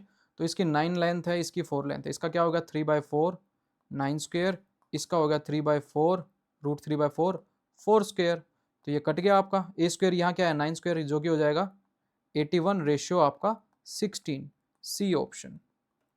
समझ में आया, यानी लेंथ गिवन है, टू सिमिलर ट्रायंगल्स हैं, हमने इक्विलेटरल ट्रायंगल मान लिया, तो √3/4 ए स्क्वायर होता है, √3/4 9 स्क्वायर इज रेशियो √3/4 आपका 4 स्क्वायर, तो इनको आप डिवाइड करके देखेंगे तो आपका क्या आ गया 9 स्क्वायर रेशियो 4 स्क्वायर, मतलब 81 रेशियो 16। इजी था भाई, 10 सेकंड का क्वेश्चन था ये, 10 सेकंड में सोल्व होता। ठीक है, अब नेक्स्ट क्वेश्चन देखो, अब आपके क्वेश्चन आ गए हैं 3D वाले, इनमें बस आपको फॉर्मूलाज याद रखने हैं और कुछ भी याद नहीं रखना है, डायरेक्टली बता रहा हूं। क्यूब का क्वेश्चन आ जाए, क्यूब का आपका वॉल्यूम होता है ए क्यूब, आपसे कवर्ड सरफेस एरिया पूछ लिया जाए तो वो होता है 4 स्क्वायर, यानी जो ऊपर और नीचे का हटा दो, कवर्ड सरफेस एरिया पूछा गया है, तो ये आपका हो गया ए स्क्वायर ए स्क्वायर ए स्क्वायर 4 टाइम्स ए स्क्वायर ए स्क्वायर ए स्क्वायर ए स्क्वायर, तो आपका हो गया 4 स्क्वायर। ठीक है, टोटल सरफेस एरिया मतलब रूफ और आपका फ्लोर भी ले लिया, तो ए स्क्वायर और ऐड कर दो, वो आपका हो गया 6 स्क्वायर। सेम आपका क्यूबोर्ड का देख लिया जाए, L into b into h होता है, और आपका कवर्ड सरफेस एरिया होता है 2H into L plus B, और आपसे टोटल सरफेस एरिया पूछा जाए तो वो होता है 2 into l b plus b h plus h l. ठीक है, ये याद करने पड़ेंगे। देन आपसे स्फीयर का पूछ लिया जाए, स्फीयर का आपका वॉल्यूम होता है 4/3 पाई आर क्यूब, जबकि आपका कवर्ड सरफेस एरिया होता है 4 पाई आर स्क्वायर, और इसका टोटल सरफेस एरिया भी होता है 4 पाई आर स्क्वायर। बट हेमिस्फीयर में क्या होता है आपका 2/3 पाई आर स्क्वायर, हाफ हो जाता है आपका वॉल्यूम, और कवर्ड सरफेस एरिया हो जाता है 2 पाई आर, जबकि टोटल सरफेस हो जाता है 3 पाई आर स्क्वायर। ठीक है, कवर्ड सरफेस एरिया क्या होगा 2 पाई आर स्क्वायर, और ये हो गया आपका 3 पाई आर स्क्वायर, क्योंकि जो ऊपर जो आपका कट लगा था उसको भी ढकने के लिए क्या लग गया पाई आर स्क्वायर, सर्कल का भी पाई आर स्क्वायर ऐड हो गया, यानी 2 pi are square plus pi are square आपका हो गया 3 पाई आर स्क्वायर। ठीक है, देन आता है सिलेंडर, सिलेंडर का पूछ लिया जाएगा pi are square h volume होता है, 2 पाई आर एच इसका कवर्ड सरफेस एरिया होता है, 2 pi r h plus 2 pi are square इसका क्या होता है टोटल सरफेस एरिया, ये वाला पाई आर स्क्वायर और नीचे वाला पाई आर स्क्वायर को ऐड कर दिया जाए तो टोटल सरफेस एरिया हो गया सिलेंडर का। देन आपसे कोन का पूछ लिया जाए, कोन का वॉल्यूम होता है 1/3 पाई आर स्क्वायर एच, जबकि आपका कवर्ड सरफेस एरिया होता है पाई आर एल, और आपका पूछ लिया जाए टोटल सरफेस एरिया वो हो जाएगा आपका pi are into r plus l. ठीक है, यह आपका सारे कौन से हैं 3D वाले हैं और ये 3D वालों को याद रखने की आपको जरूरत है। ठीक, अब क्वेश्चन क्या पूछा गया था आपका, ये आपका PYQ ही है। The radius of base of cone B doubled, जो कोन का बेस है उसको डबल कर दिया गया। Height is left unchanged, then the ratio of volume of new cone and original cone is. भाई V1 माना मैंने न्यू कोन की वॉल्यूम, वो क्या थी 1/3 पाई आर स्क्वेयर एच, जो कि चेंज डबल कर दी गई, यानी ये आपका V2 क्या थी 1/3 पाई आर स्क्वेयर एच, जबकि इसको डबल कर दिया गया तो यहां पे क्या आ जाएगा 4 आ जाएगा। क्यों? क्योंकि 2r कर दी भाई, 2r का मैं स्क्वेयर करूंगा तो आ जाएगा 4r स्क्वेयर। तो ये सारा काट दो आप, तो किस रेशियो में आ गया 4:1, और इसका ए ऑप्शन होगा।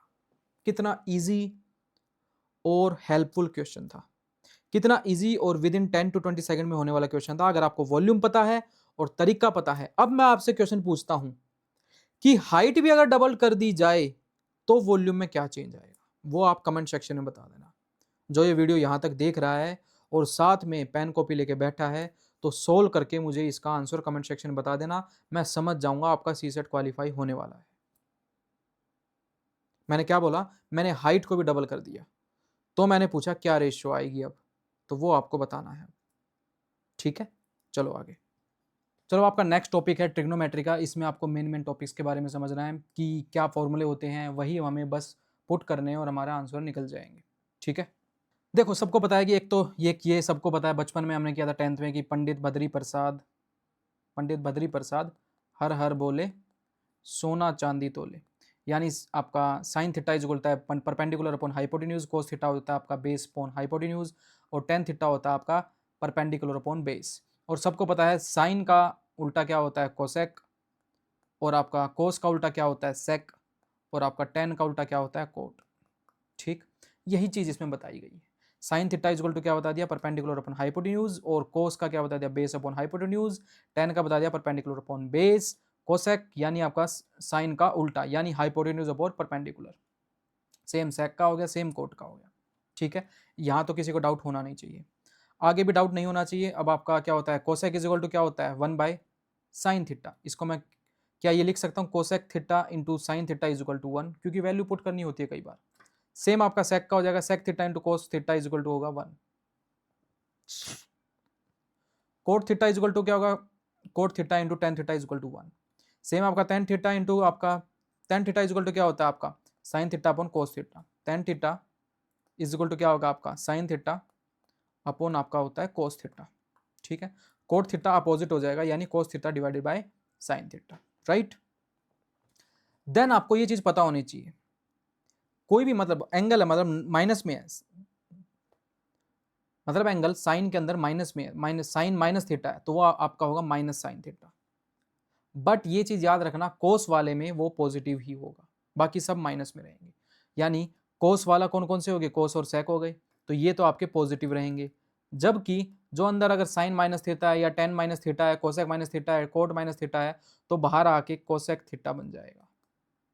ठीक है, अब मैं आपसे पूछ लूं 90 डिग्री वाले मैं करूं 90 डिग्री माइनस थीटा हो या फिर 270 माइनस थीटा हो। ठीक, मैंने क्या बोला, मैंने बोला 90 माइनस थीटा हो 270 माइनस थीटा हो या प्लस हो, तो ये चेंज हो जाएंगे। समझ आया? मैंने क्या बताया कि फॉर एग्जांपल मैंने लिख दिया कोस 90 प्लस थीटा या कोस 90 माइनस थीटा, तो वो चेंज हो जाएगा। अब चेंज किस में होगा वो समझो, 90 माइनस थीटा है तो वो आपका साइन कोस थीटा में चेंज होगा, कोस थीटा है तो साइन थीटा में चेंज होगा, टेन थीटा है तो कोट थीटा में चेंज होगा, सेम अपोजिट होंगी। ठीक है, अब 90 प्लस थीटा है 90 प्लस थीटा, अब ये आपके एंगल्स हैं, ये आपके 90 डिग्री एंगल है, ये 90 प्लस हो गया मतलब 180 डिग्री तक है, ये आपका 270 डिग्री तक है, ये आपका 360 डिग्री तक है। अब जो ये आपका फर्स्ट क्वाड्रेंट है, जो ये फर्स्ट क्वाड्रेंट है, ये फर्स्ट है, ये सेकंड है, ये थर्ड है, ये आपका फोर्थ क्वाड्रेंट है। फर्स्ट क्वाड्रेंट में सभी पॉजिटिव रहेंगे यानी ऑल पॉजिटिव। मैंने क्या किया था, 90 माइनस थीटा किया था, तो क्या आया था आपका कोस थीटा। इसी में मैं कर दूं 90 प्लस थीटा, तो क्या हो जाएगा, यहां पर जो होगा सेकंड क्वाड्रेंट में ओनली साइन और कोसेक वाले ही पॉजिटिव होंगे। कैसे, देखो मैंने किया था साइन 90 प्लस थीटा, तो क्या आया कोस थीटा, बट मैंने किया कोस 90 प्लस थीटा, तो यहां पर मैंने क्या बताया था, साइन और कोसेक वाले ही आपके पॉजिटिव आएंगे, बाकी सभी नेगेटिव रहेंगे, तो इसलिए आपका माइनस साइन थीटा आ गया। समझ आ गया। थर्ड क्वाड्रेंट में आपके टेन और कोट वाले पॉजिटिव रहेंगे, टेन थीटा और कोट थीटा वाले पॉजिटिव रहेंगे, और फोर्थ में आपके वही कोस थीटा और आपका सेक थीटा वाले पॉजिटिव रहेंगे। यानी मैंने लिखा 180 प्लस माइनस थीटा, अब मैंने बताया था 90 और आपके 270 वाले में होंगे चेंज, जबकि 180 वाले में सेम रहेंगे। क्या किया, साइन थीटा सेम है, कोस थीटा माइनस में क्यों आया, क्योंकि 180 माइनस थीटा है, 180 माइनस थीटा मतलब 180 से कम एंगल है, तो उसमें साइन और कोसेक वाले ही पॉजिटिव हैं, बाकी सभी नेगेटिव हैं। वीडियो समझ में नहीं आ रही है तो दोबारा देखो रिपीट में, फिर भी समझ नहीं आ रही है फिर दोबारा रिपीट में देखो, फिर भी समझ नहीं आ रही है तो भाई ऐसे क्वेश्चंस को आप स्किप कर देना।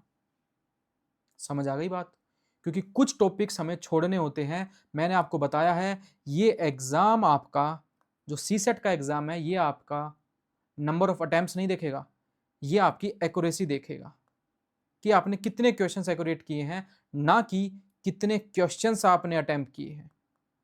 टारगेट अपना 100 क्वेश्चंस या 70 क्वेश्चंस का नहीं रखना है, हमें टारगेट 50 क्वेश्चंस का रखना है। अगर आपको ये समझ आ रही है तो ही ट्रिग्नोमेट्री को आप समझना, या जिनका मैथ बैकग्राउंड नहीं है और जिनको फिर भी समझ आ रहा है तो बहुत अच्छी बात है, 1 से 2 क्वेश्चन आपके बहुत ईजिली निकल जाएंगे। अगर नहीं समझ में आ रहा है तो माइंड पे प्रेशर देने की ज़रूरत नहीं है, ये आप लोगों के लिए नहीं है। आपका टारगेट है बस 50 क्वेश्चंस, वो आप किसी और टॉपिक से निकाल लीजिए, वो भी कराऊंगा मैं, डोंट वरी। ठीक है, सेम आपका 180 प्लस करेंगे तो आपका वही कौन सा आ जाएगा, 180 प्लस में टेन और कोट वाले क्या रहेंगे, पॉजिटिव रहेंगे, बाकी सभी माइनस हो जाएंगे। बेशक चेक कर लो, साइन वाला माइनस हो रहा है, माइनस हो रहा है, टेन वाले पॉजिटिव ही हैं। ठीक है, चलो फिर आगे। अब ये एंगल्स के बारे में पता होना चाहिए भाई, साइन 0 क्या होता है, 0 होता है, 330 क्या होता है, 1/2 होता है, 45 आपका 1/√2 होता है, और 60 क्या होता है आपका √3/2। जबकि आप देखेंगे साइन का अपोजिट क्या होता है, कोसेक, और 90 डिग्री आपका क्या हो गया, 1, तो कोसेक का 0 क्या होगा, इन्फिनिटी, और आपका 30 क्या होगा, 2 होगा क्योंकि अपोजिट है, और आपका ये क्या होगा, √2, क्योंकि √2 ऊपर चला गया, अपोजिट है, ये आपका क्या हो जाएगा, 2/√3। सेम आपका कोस थीटा का 0 एंगल क्या होता है, 1 के इक्वल होता है, 90 डिग्री जबकि 0 के इक्वल होता है। ठीक है, सेम 10 में क्या रहेगा, 0 आपका 0 रहेगा, 30 डिग्री आपका 1/√3 रहेगा, 45 इसमें 1 के इक्वल होता है, और 60 60 इसका √3 होता है, और 90 इसका इन्फिनिटी होता है। ठीक है, कोट अपोजिट हो जाता है, इसका 0 √3 1 1/√3 और आपका ये 0। ठीक है, ये एंगल्स पता होने चाहिए आपको। अब ट्रिग्नोमेट्री के एंगल रूल्स मैंने आपको बताया था, फंक्शन वाले रूल्स क्या बताए थे मैंने, कि भाई अगर ओड आ जाए, मतलब 90 + 1 90 - 1, और अगर इवन हो तो फंक्शन चेंज ही नहीं होगा, अनचेंज रहेगा। मैंने किया साइन 180 माइनस थीटा, तो साइन थीटा ही रहेगा। ठीक है, बट अगर 90 कर दिया, साइन 90 प्लस थीटा, तो वो चेंज हो जाएगा। ठीक है, कोस में चेंज हो जाएगा, कोसेक आपका सेक में चेंज हो जाएगा, टेन आपका कोट में चेंज हो जाएगा। ठीक है, स्वैप आपका मैपिंग बढ़ेगा, ये वाली चीज रहेंगी, साइन कोस में चेंज होगा, कोस आपका साइन में, टेन कोट में, कोट टेन में, सेक कोसेक में, कोसेक आपका सेक में। इजी था। क्वाड्रेंट के बारे में मैंने आपको बताया था कि चारों क्वाड्रेंट्स हैं, जो आप डरे हुए थे जिन क्वाड्रेंट्स को, ये आपका 90 डिग्री तक का है, ये 180 डिग्री तक का है, ये 270 डिग्री तक का है, ये 360 डिग्री तक का है। ठीक है, तो यानी फर्स्ट क्वाड्रेंट तो ये हो गया आपका, सेकंड क्वाड्रेंट ये हो गया, थर्ड ये हो गया आपका, फोर्थ ये हो गया। तो फर्स्ट क्वाड्रेंट जो है उसमें सभी पॉजिटिव रहेंगे। मैंने किया 90 माइनस थीटा, तो सभी पॉजिटिव है। 90 प्लस करते ही मैंने क्या बता दिया कि साइन और कोसेक पॉजिटिव रहेंगे, बाकी सभी नेगेटिव रहेंगे। 270 वाले तक मैंने क्या बताया था कि भाई टेन और कोट का राज चलता है, बाकी सब नेगेटिव हो जाते हैं। और 270 प्लस आपका 360 से किसका राज चलता है, कोस और सेक का राज चलता है, बाकी सभी नेगेटिव हो जाएंगे। ठीक, राइट। अब कुछ ये रूल्स हैं, पाइथागोरस थ्योरम, आइडेंटिटी हैं, ये आपको याद रखने की जरूरत है कि sine square plus cos square, sine square theta plus cos square theta is equal to 1 होता है।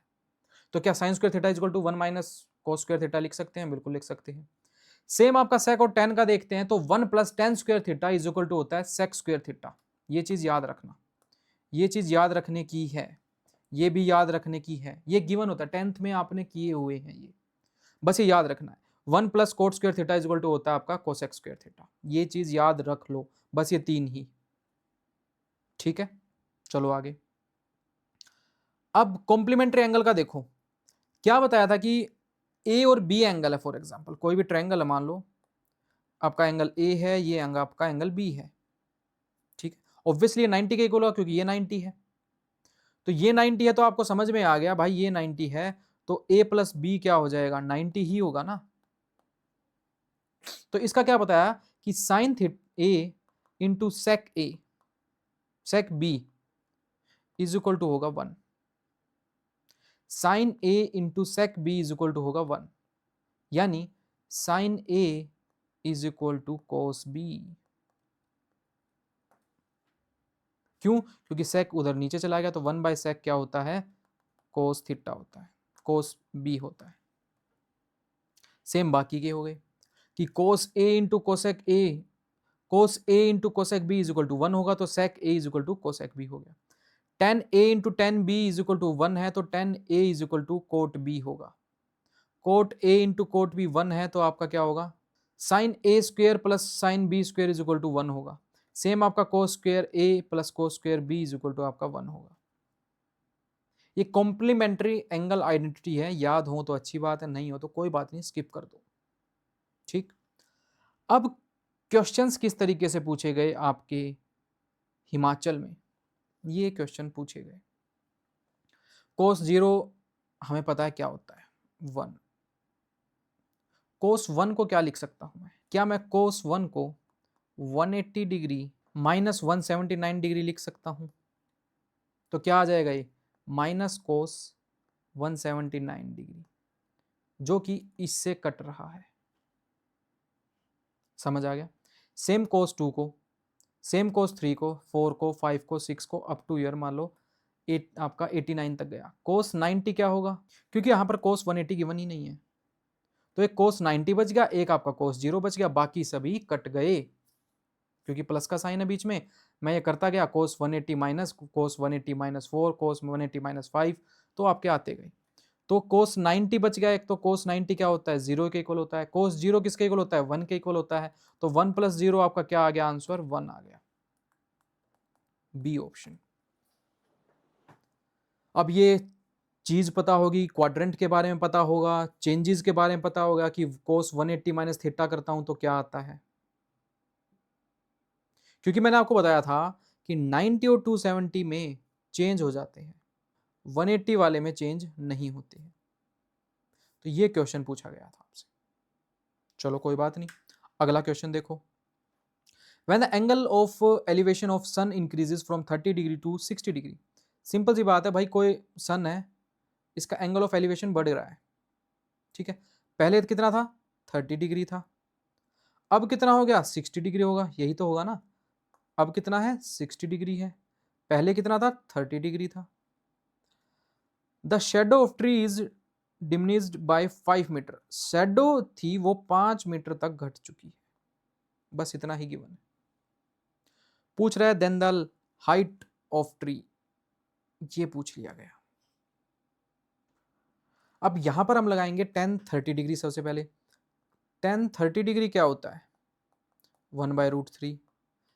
tan 60 डिग्री क्या होता है, √3। और होते क्या है ये, परपेंडिकुलर अपॉन बेस। सेम ये भी होता है परपेंडिकुलर अपॉन बेस। ठीक है, तो नीचे जो बेस है ये आपका 1 आ रहा है, इसका √3 आ रहा है। तो अगर मैं इनको √3 से अगर मैं मल्टीप्लाई कर दूं, क्या मेरी कंडीशंस फुलफिल हो रही हैं? कि फॉर एग्जांपल इसको मैं अगर 3 यूनिट मान लूं और हाइट को मैं √3 यूनिट मान लूं, तो अब करके देखो, √3 tan 30 क्या था, √3/3 क्या आ गया, 1/√3 आ गया। 60 क्या आ गया आपका, √3/1, तो मतलब ये कोण कितने आ गए, ये आपका आ गया 1 यूनिट। कैसे, क्योंकि √3 ऑलरेडी हाइट था, 1 यूनिट अपना निकल गया, तो बीच का जो बच गया ये कितना बच गया भाई, ये 2 यूनिट बच गया। समझ आया? नहीं समझ आया दोबारा बता रहा हूँ, डोंट वरी। हमने क्या अज्यूम किया भाई, tan 30 इज इक्वल होता है 1/√3 और tan 60 होता है √3। तो क्यों ना बेस को मैं पूरे को 3 यूनिट मान लूं, पूरे बेस को 30 डिग्री था जब से, तो बेस को मैंने माना 3 यूनिट और हाइट को मैंने माना √3। तो √3 divided by 3 is equal to 1/√3, condition fulfilled. tan 60 में कर रहा हूं मैं, अगर बेस मुझे नहीं पता है बट मुझे अपनी हाइट पता चल गई है √3 है, और बेस मेरा क्या आ गया 1 यूनिट आ गया, तो 3 यूनिट पूरा था, 1 यूनिट वैसे आ गया, तो यानी आपका कितना बच गया, 2 यूनिट बच गया। तो 2 यूनिट्स की वैल्यू क्या आ गई, is equal to 5 metre. 1 unit की वैल्यू क्या आएगी, इज इक्वल टू 5/2। √3 यूनिट की हाइट h निकाल सकता हूं, तो वो आ जाएगी आपकी 5√3/2 मीटर। नहीं समझ आए हो क्वेश्चन को दोबारा से देख लो, क्योंकि ये क्वेश्चन दिखने में टफ होते हैं बट रियलिटी में इजी ही होते हैं। ठीक है, चलो आगे। इस क्वेश्चन में देखो क्या बोला गया है कि if 5 cos x plus 12 sin x is equal to 13, पूछ रहा है then the value of cosec x is, ये बोल रहा है कि 5 cos, अब 13 को इसके नीचे ले आओ भाई, कि 5/13 cos x plus 12/13 sin x is equal to 1। अब याद करो मैंने आपको क्या कराया था कि sine square x plus cos square x is equal to क्या होता है बताओ, 1 के इक्वल होता है। तो यानी तो sine x into sine x plus cos x into cos x is equal to 1 है। तो वही तो चीज गिवन है कि 5/13 एक कोस एक्स है, 12/13 इज एक साइन एक्स है। तो राइट एंगल ट्रायंगल देखो और इसमें करके देखो कि perpendicular upon hypotenuse 12 upon hypotenuse 13, base upon hypotenuse 5/13। Question में अब कुछ भी पूछ लिया जाए, कोसेक एक्स क्या होता है भाई, मैंने बताया था पंडित बद्री प्रसाद हर हर बोले सोना चांदी तोले। तो आपका क्या हो जाएगा कोसेक हाइपोटेन्यूज अपॉन परपेंडिकुलर, तो हाइपोटेन्यूज क्या है 13 और आपका परपेंडिकुलर क्या है 12, तो आपका आंसर क्या आ जाएगा 13/12, बी ऑप्शन। जब इसे मुझे पता चल चुका है साइन का क्या है 12/13, तो अपोजिट कर दूंगा मैं 13/12। अब आप बताइए मुझे, अब आप कमेंट सेक्शन में बताएंगे मुझे tan x क्या होगा, sec x क्या होगा, ये दोनों आंसर आप कमेंट सेक्शन में बताएंगे, तभी मैं समझूंगा आपने ये क्वेश्चन समझ में आ गया। और ये आपके 2024 के हिमाचल का क्वेश्चन है, 2 नंबर पक्के हैं आपके ये, अगर आपको बस ये फॉर्मूला पता है तो। क्या पता नेक्स्ट टाइम पूछ लिया जाए 1 + tan स्क्वायर एक्स वाला, क्या पता पूछ लिया जाए 1 + कोट स्क्वायर एक्स वाला, तो उन फॉर्मूले को भी याद कर लो, 2 नंबर पक्के कर लो। ठीक है, चले आगे, चलो अब आपका कर लेते हैं यूनिट डिजिट। यूनिट डिजिट से आपसे डायरेक्टली क्वेश्चन पूछा जाएगा, इसके मैं आपके 3 रूल्स कराऊंगा, बस वही काफी रहेंगे आपके लिए कि 0 1 5 6 यूनिट डिजिट बेसिकली होता क्या है ये समझो। कोई भी मैंने नंबर लिख दिया 3 4 5 8 9 7 2, कुछ भी नंबर लिख दो, मैंने पूछ लिया इसका लास्ट डिजिट, तो उसी को बोल देते हैं बेटा यूनिट डिजिट। ठीक, और कुछ बड़ी इसमें मान गाथा या कुछ भी हमने इसमें ऐसा करने की जरूरत नहीं है, अगर मुझे लास्ट डिजिट पता चल गया उसी को ही यूनिट डिजिट बोला गया है। ठीक है, रूल नंबर 1 ये कहता है, टोटल 3 रूल्स है इसमें, एक आपका ओड वाला होगा, एक आपका इवन वाला होगा, एक आपका ये वाला होगा। रूल 1 क्या कहता है 0 1 5 6, 0 1 5 6 इनकी पावर में कुछ भी हो भाई, 5 की पावर में मैंने 1000 लगा दिया, इसका यूनिट डिजिट हमेशा सेम आएगा। करके देखो 5 × 5, फिर अगेन करके देखो 25 × 5, फिर अगेन करके देखो 5 × 5 5 × 5 5 × 5 5 ही आएगा। 0 का भी सेम आएगा, 1 को भी आप कितना ही इसकी पावर लगा दो सेम आएगा, 6 का भी आप कितनी पावर लगा दो सेम आएगा। करके देखो, समझ आ गया, 0 1 5 6 का यूनिट डिजिट हमेशा सेम आएगा। ठीक, अब नेक्स्ट, अब ये आपके लिए इजी हो गया, ये मैंने दे दिया 2 3 5 7 0 रेज़ टू पावर 9 8 4, बताओ इसका यूनिट डिजिट क्या होगा, यूनिट प्लेस क्या होगा, तो भाई 0 होगा। क्यों, क्योंकि मैंने सीखा भाई रूल नंबर 1 में 0 1 5 6 इनका यूनिट डिजिट सेम नंबर आएगा। 5 है लास्ट में, 5 ही आएगा। 6 है लास्ट में, 6 ही आएगा। पावर में चाहे कुछ भी हो, ठीक। अब रूल नंबर 2 क्या कहता है? 248, 248, ठीक है, यानी 2 का स्क्वायर देन 2 का क्यूब। 248 गिवन है अगर, और उसकी पावर डिवाइड बाय 4 हो रही है, तो 248 अगर उसकी पावर, जैसे वो पावर में है कुछ भी, उसकी पावर डिवाइड बाय 4 हो रही है, कंप्लीटली डिवाइड हो रही है, तो नंबर आएगा 6, यूनिट प्लेस आएगा 6। करके देखो, 4⁻1 4 होता है, 4⁻2 16 होता है, तो मैंने इसकी लास्ट डिजिट ही लूंगा। 6 इंटू 4 करेंगे तो आपका क्या आएगा? 24, या इसमें 64 हो गया, तो लास्ट अगेन यूनिट डिजिट क्या आ गई? 4। 4 इंटू 4 करूंगा तो क्या आ जाएगा? 6। देन अगेन 6 इंटू 4 करूंगा तो फिर से 4 आ जाएगा। रिपीटेशन स्टार्ट हो जाएगी, साइकिल दोबारा चलने लग जाएगा, ठीक है।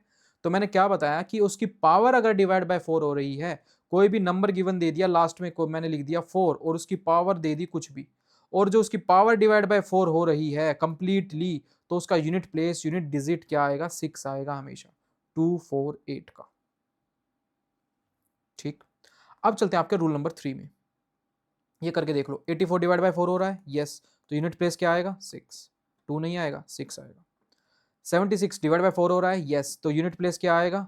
6, क्योंकि 248 अगर इनकी पावर, यूनिट डिजिट्स ये हैं, और उनकी पावर अगर डिवाइड बाय 2 हो रही है, डिवाइड बाय 4 हो रही है, तो मैंने आपको डिविजिबिलिटी रूल कराया था 4 का, उसमें आपका क्या था? लास्ट 2 डिजिट्स डिविजिबल बाय 4 हैं, तो वो कंप्लीट नंबर भी डिविजिबल बाय 4 होगा। मैंने बस लास्ट 2 डिजिट्स को डिवाइड किया, तो मैंने देखा यस ये कंप्लीटली डिविजिबल है, तो मैंने क्या किया? यूनिट प्लेस क्या आ गया? 6 आ गया, ठीक। अब थर्ड रूल क्या कहता है? 379, यही बचे थे।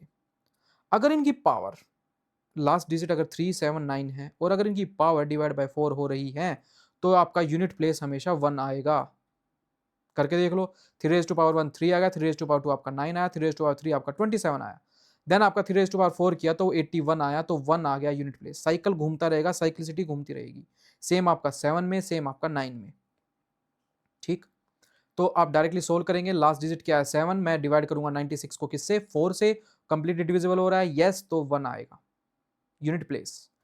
9 का करूंगा मैं, 84 को डिवाइड करूंगा 4 से, कंप्लीटली डिविजिबल है, यस, तो 9 का क्या आएगा? 1, कंप्लीटली डिविजिबल बाय 4 है, और लास्ट डिजिट क्या है? 9, तो 379 का मैंने क्या बताया था? लास्ट डिजिट क्या आएगी? 1। 248 का क्या बताया था? कंप्लीटली डिविजिबल बाय 4 है, तो 6। 0156 का मैंने क्या बताया था? सेम। अब आपके माइंड में क्वेश्चन आ रहा होगा कि अगर कंप्लीटली डिविजिबल बाय नहीं होता है तो क्या? समझो फिर। If power is not divisible by 4, then power को हम डिवाइड करेंगे 4 से, तो या तो आपका आएगा 4n+1, एक रिमाइंडर बचेगा, या रिमाइंडर बचेगा 4n+2, या रिमाइंडर बचेगा 4n+3। तो चौथी बार में तो डिवाइड ही हो रहा है, 4n+4 करेंगे तो डिवाइड हो रहा है 4 से। 4n+1 आ रहा है, और लास्ट डिजिट कुछ भी है, for example x y z कुछ भी है, और रेज टू पावर आपका 4n+1, 1 रिमाइंडर आ रहा है, तो इसको मैं कर दूंगा z⁻1। इसमें आपका चाहे 3 हो, चाहे 4 हो, 8 हो, 7 हो, तो लास्ट जो डिजिट है उसका मैं स्क्वायर कर दूंगा 3⁻1। सेम 4n+2 है तो उसको कर दूंगा 3⁻2। सेम 4n+3 है तो मैं उसको कर दूंगा 3⁻3। ये तो इजी है ना निकालना, आपका यूनिट प्लेस आ जाएगा, ठीक। ये आपका यही चीज बताए गए हैं। अब आपके क्वेश्चन पूछे जाएंगे क्यूब एंड क्यूबॉइड के क्वेश्चन आए हुए हैं, 4 से 5 क्वेश्चन पूछे जाते हैं। तो इसके सिंपल फॉर्मूले याद रख लो। 3 फेस पेंटेड है, अगर तीनों साइड से पेंटेड है, मतलब क्यूब है, 3 साइड से पेंटेड है, तो वो 8 होंगे। 3 फेस पेंटेड वाले 8 होंगे, कॉर्नर क्यूब्स बोलते हैं, क्योंकि 1 2 3 4 और 4 इधर है, 4 इधर है, टोटल आपके 8 फेसेस होंगे जो 3 साइड से पेंटेड है। क्वेश्चन डायरेक्टली पूछा जाएगा कि 3 साइड से पेंटेड वाले कितने क्यूब्स, तो आपके 8 हो गए, फिक्स है। बट आपसे पूछा जाए 2 फेस पेंटेड, तो आपको कर लेना है 12 इंटू n-2। n क्या होगा? ये आपको गिवन मिलेगा कि कितने पीसीज में कवर हुआ है। देखो अब जैसे क्वेश्चन में दिया कि एक coloured cube is cut into 64 smaller cubes, 64 smaller cubes means आपका 4 इंटू 4 इंटू 4, ठीक है, मतलब इतने पीसेस में आपका 64 स्मॉलर क्यूब्स में डिवाइड किया। तो ये आप याद रखना, हमेशा क्यूब ही में ही गिवन मिलेगा, या तो 125 गिवन मिलेगा, 64 गिवन मिलेगा, 8 गिवन मिलेगा, 27 गिवन मिलेगा, यानी क्यूब की फॉर्म में ही मिलेगा। तो 64 आ गया, मतलब आपका 4 इंटू 4 इंटू 4, ठीक है, यानी यहां पर n की वैल्यू क्या आ चुकी है, 4 आ चुकी है। अब आपसे कोई भी क्वेश्चन पूछ ले, 3 फेस पेंटेड पूछ ले तो वो तो फिक्स है, 8 ही आएगा। 2 फेस पेंटेड पूछ ले तो आपको लगाना है 12 इंटू एन माइनस 2, फॉर्मूला है। n की वैल्यू क्या निकालनी मैंने, 64 स्मॉलर क्यूब्स में डिवाइड किया, तो 4 इंटू 4 इंटू 4 हो गया, तो 4 आपकी n की वैल्यू आ चुकी है। तो मैं क्या किया, 12 इंटू 4 माइनस 2 आपका आ गया 24। पूछ लिया जाए एक फेस पेंटेड है, एक साइड से उसके फेस पेंटेड है, तो वो आपका 6 इंटू एन माइनस 2 का स्क्वायर, क्या 6 इंटू एन माइनस 2 का स्क्वायर। तो 6 इंटू एन क्या है यहां पर 4, 4 माइनस 2 का स्क्वायर, तो आपका 2 हो गया, 4 हो गया, ये भी आपका 24 आ गया। अब पूछ लिया जाए इनर क्यूब्स बताने, कोई भी पेंट नहीं है उनमें, कोई भी पेंट नहीं हो पाया क्योंकि चारों साइड से कवर्ड था, और पेंट जो बीच में जो क्यूब्स बच गए, तो उसका सिंपल होगा आपका n माइनस 2 का होल क्यूब। n की वैल्यू क्या है 4, 4 माइनस 2 का होल क्यूब, ठीक, और n की वैल्यू हमने देख लिया n क्यूब होती है, total number of smaller cubes n cube. ये आपके हैं क्यूब का अगर गिवन हो, क्यूब गिवन हो तो है ये फॉर्मूला। सबसे पहले आपके 3 फेस पेंटेड है तो 8, आपके 2 फेस पेंटेड है तो आपका होगा 12 इंटू एन माइनस 2, और अगर आपका 1 फेस पेंटेड है तो आपका 6 इंटू एन माइनस 2 का होल स्क्वायर, और कोई भी कलर पेंटेड नहीं है तो आपका होगा एन माइनस 2 का होल क्यूब। समझ गए, ये आपका था क्यूब का। अब आपसे क्वेश्चन पूछ लिया जाए क्यूबॉइड का। क्यूबॉइड में क्या होता है, इसका कॉर्नर 3 फेस पेंटेड कॉर्नर तो सेम ही रहेगा, 8 ही रहेगा, क्यूब हो चाहे क्यूबॉइड हो। मिडिल क्यूब 2 सरफेस पेंटेड पूछ लिया जाए, तो इसमें देख रहे हैं आप n1 n2 n3, उसमें क्या था n था क्योंकि क्यूब था, इक्वल पार्ट्स में डिवाइड हो रहा था। तो इसमें क्यूबॉइड का साइज गिवन मिलेगा आपको जैसे 4, 8, 10 in cut it into smaller cubes of 2 centimetre length. तो आप क्या करेंगे, 4/2 करेंगे, 8/2 करेंगे, 10/2 करेंगे, तो आपको नई वैल्यू क्या मिलेगी, n1 मिलेगा आपको 2, n2 मिलेगा आपको 4, और n3 मिलेगा आपको 5। इन वैल्यूज को पुट कर देना आप इनमें, 4 into n1 minus 2 plus 4 into n2 minus 2 और plus 4 into n3 minus 2। n की वैल्यू यहां रखेंगे, n1 की, n2 की वैल्यू यहां रखेंगे, n3 की वैल्यू यहां रखेंगे, आपको आ जाएंगे 2 फेस पेंटेड वाले क्यूबॉइड में। और बेटा ये फॉर्मूला याद करना ही करना पड़ेगा, ज्यादा बड़ा फॉर्मूला नहीं है, ज्यादा टेंशन लेने की भी जरूरत नहीं है। अब पूछ लिया जाए एक सरफेस पेंटेड, तो क्या कर देंगे हम, 2 into n1 minus 2 into n2 minus 2, ठीक, plus 2 into n2 minus 2 n3 minus 2 plus 2 into n3 minus 2 into n1 minus 2, सबका मतलब पेयर बना दिया हमने। तो ये हो गया one surface painted. No surface painted में आ जाएगा आपका n1 minus 2, n2 minus 2, n3 minus 2। अब याद करो क्यूब वाले में क्या था, n माइनस 1 का, n माइनस 2 का होल क्यूब, इसमें क्या है n1 minus 2, n2 minus 2, n3 minus 2। अब सेकंड वाले में क्या था आपका 6 इंटू n माइनस 2 का होल स्क्वायर, तो यहां भी तो 6 हो गया ना, प्लस में है ना, 2 प्लस 2 प्लस 2 6 हो गए, और यहां पर n1 n2 n2 n3 n3 n1, ठीक, ये आपका क्यूब का था। आपका इस वाले में क्या था 12 इंटू एन माइनस 2 का, इसमें भी यही है, 4 प्लस 4 प्लस 4 आपके देखेंगे कितने हो गए, 12 हो गए, ठीक है। यहाँ पर आपका n1 minus 2, n2 minus 2, n3 minus 2। तो ये आपके कलर पेंटेड वाले क्वेश्चन आएंगे, रीजनिंग के ये क्वेश्चन हैं और बहुत ईजी क्वेश्चन है, बस थोड़ी सी कैलकुलेशन पता है तो 4 से 5 क्वेश्चन आपके इजीली सॉल्व हो जाएंगे, ठीक है। चलो नेक्स्ट आपका कैलेंडर का क्वेश्चन पूछा जाएगा। अभी जैसे प्लेन क्रैश हुआ था ये अहमदाबाद में, अब इसको कंपेयर कर रहे हैं कि भाई 1941 में भी सेम कैलेंडर था, इसमें भी ये सेम कैलेंडर था, तो ये रिपीटेशन ईयर वाले कि सेम डेज कैसे होंगे वो बता रहे हैं। लीप ईयर अगर गिवन हो आपको, फॉर एग्जांपल लीप ईयर कैसे निकलेगा भाई, कोई भी नंबर है, मैंने लिखा 192, इसको मैंने डिवाइड बाय 4 किया, अगर कंप्लीटली डिविजिबल बाय 4 है तो वो आपका लीप ईयर हो गया। रिमाइंडर 1 आ रहा है तो लीप ईयर प्लस 1 हो गया, रिमाइंडर 2 आ रहा है तो लीप ईयर प्लस 2 हो गया, रिमाइंडर 3 आ रहा है तो लीप ईयर प्लस 3 हो गया। मैंने लिखा जैसे 2025, इसको डिवाइड बाय 4 कर रहा हूं मैं, तो ऑब्वियसली लास्ट 2 डिजिट करूंगा मैं इसमें, तो लास्ट 2 डिजिट अगर मैं डिवाइड बाय 4 कर रहा हूं तो क्या आ जाएगा आपका, रिमाइंडर आ गया 1 रिमाइंडर आया। तो मैंने इसमें पूछा कि आगे 2025 वाला सेम डेज कौन से में आएंगे, तो मैंने क्या किया भाई, +1 है तो आपका +6 कर दिया, यानी आपका 2031 भी सेम आएगा। अब वास्तुशास्त्र कह देंगे कि भाई मंगल ग्रह अब भारी होने वाला है 2031 में भी, यही चीज है। लीप ईयर होता डिवाइड बाय 4 हो जाता तो आपको 28, तो आपको 28 ऐड करना पड़ता, लीप ईयर +1 है तो आपने 6 ऐड किया, अगर इसमें लीप ईयर +2 होता तो आपको 11 ऐड करना पड़ता, लीप ईयर +3 होता रिमाइंडर तो आपको 11 ही ऐड करना होता, यानी आपको 28, 6, 11, 11 याद रखने हैं। अब ये क्वेश्चन देखो आपका 19091 है,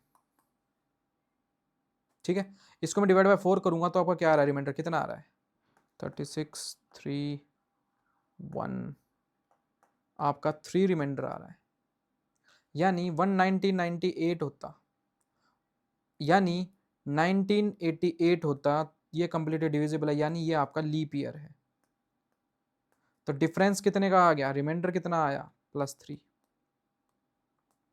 यानी 1992 आपका लीप ईयर है, और ये क्या है +3 मैंने क्या बताया था +11 करना है, तो मैं कर दूंगा 1991 +11 तो आपका आ जाएगा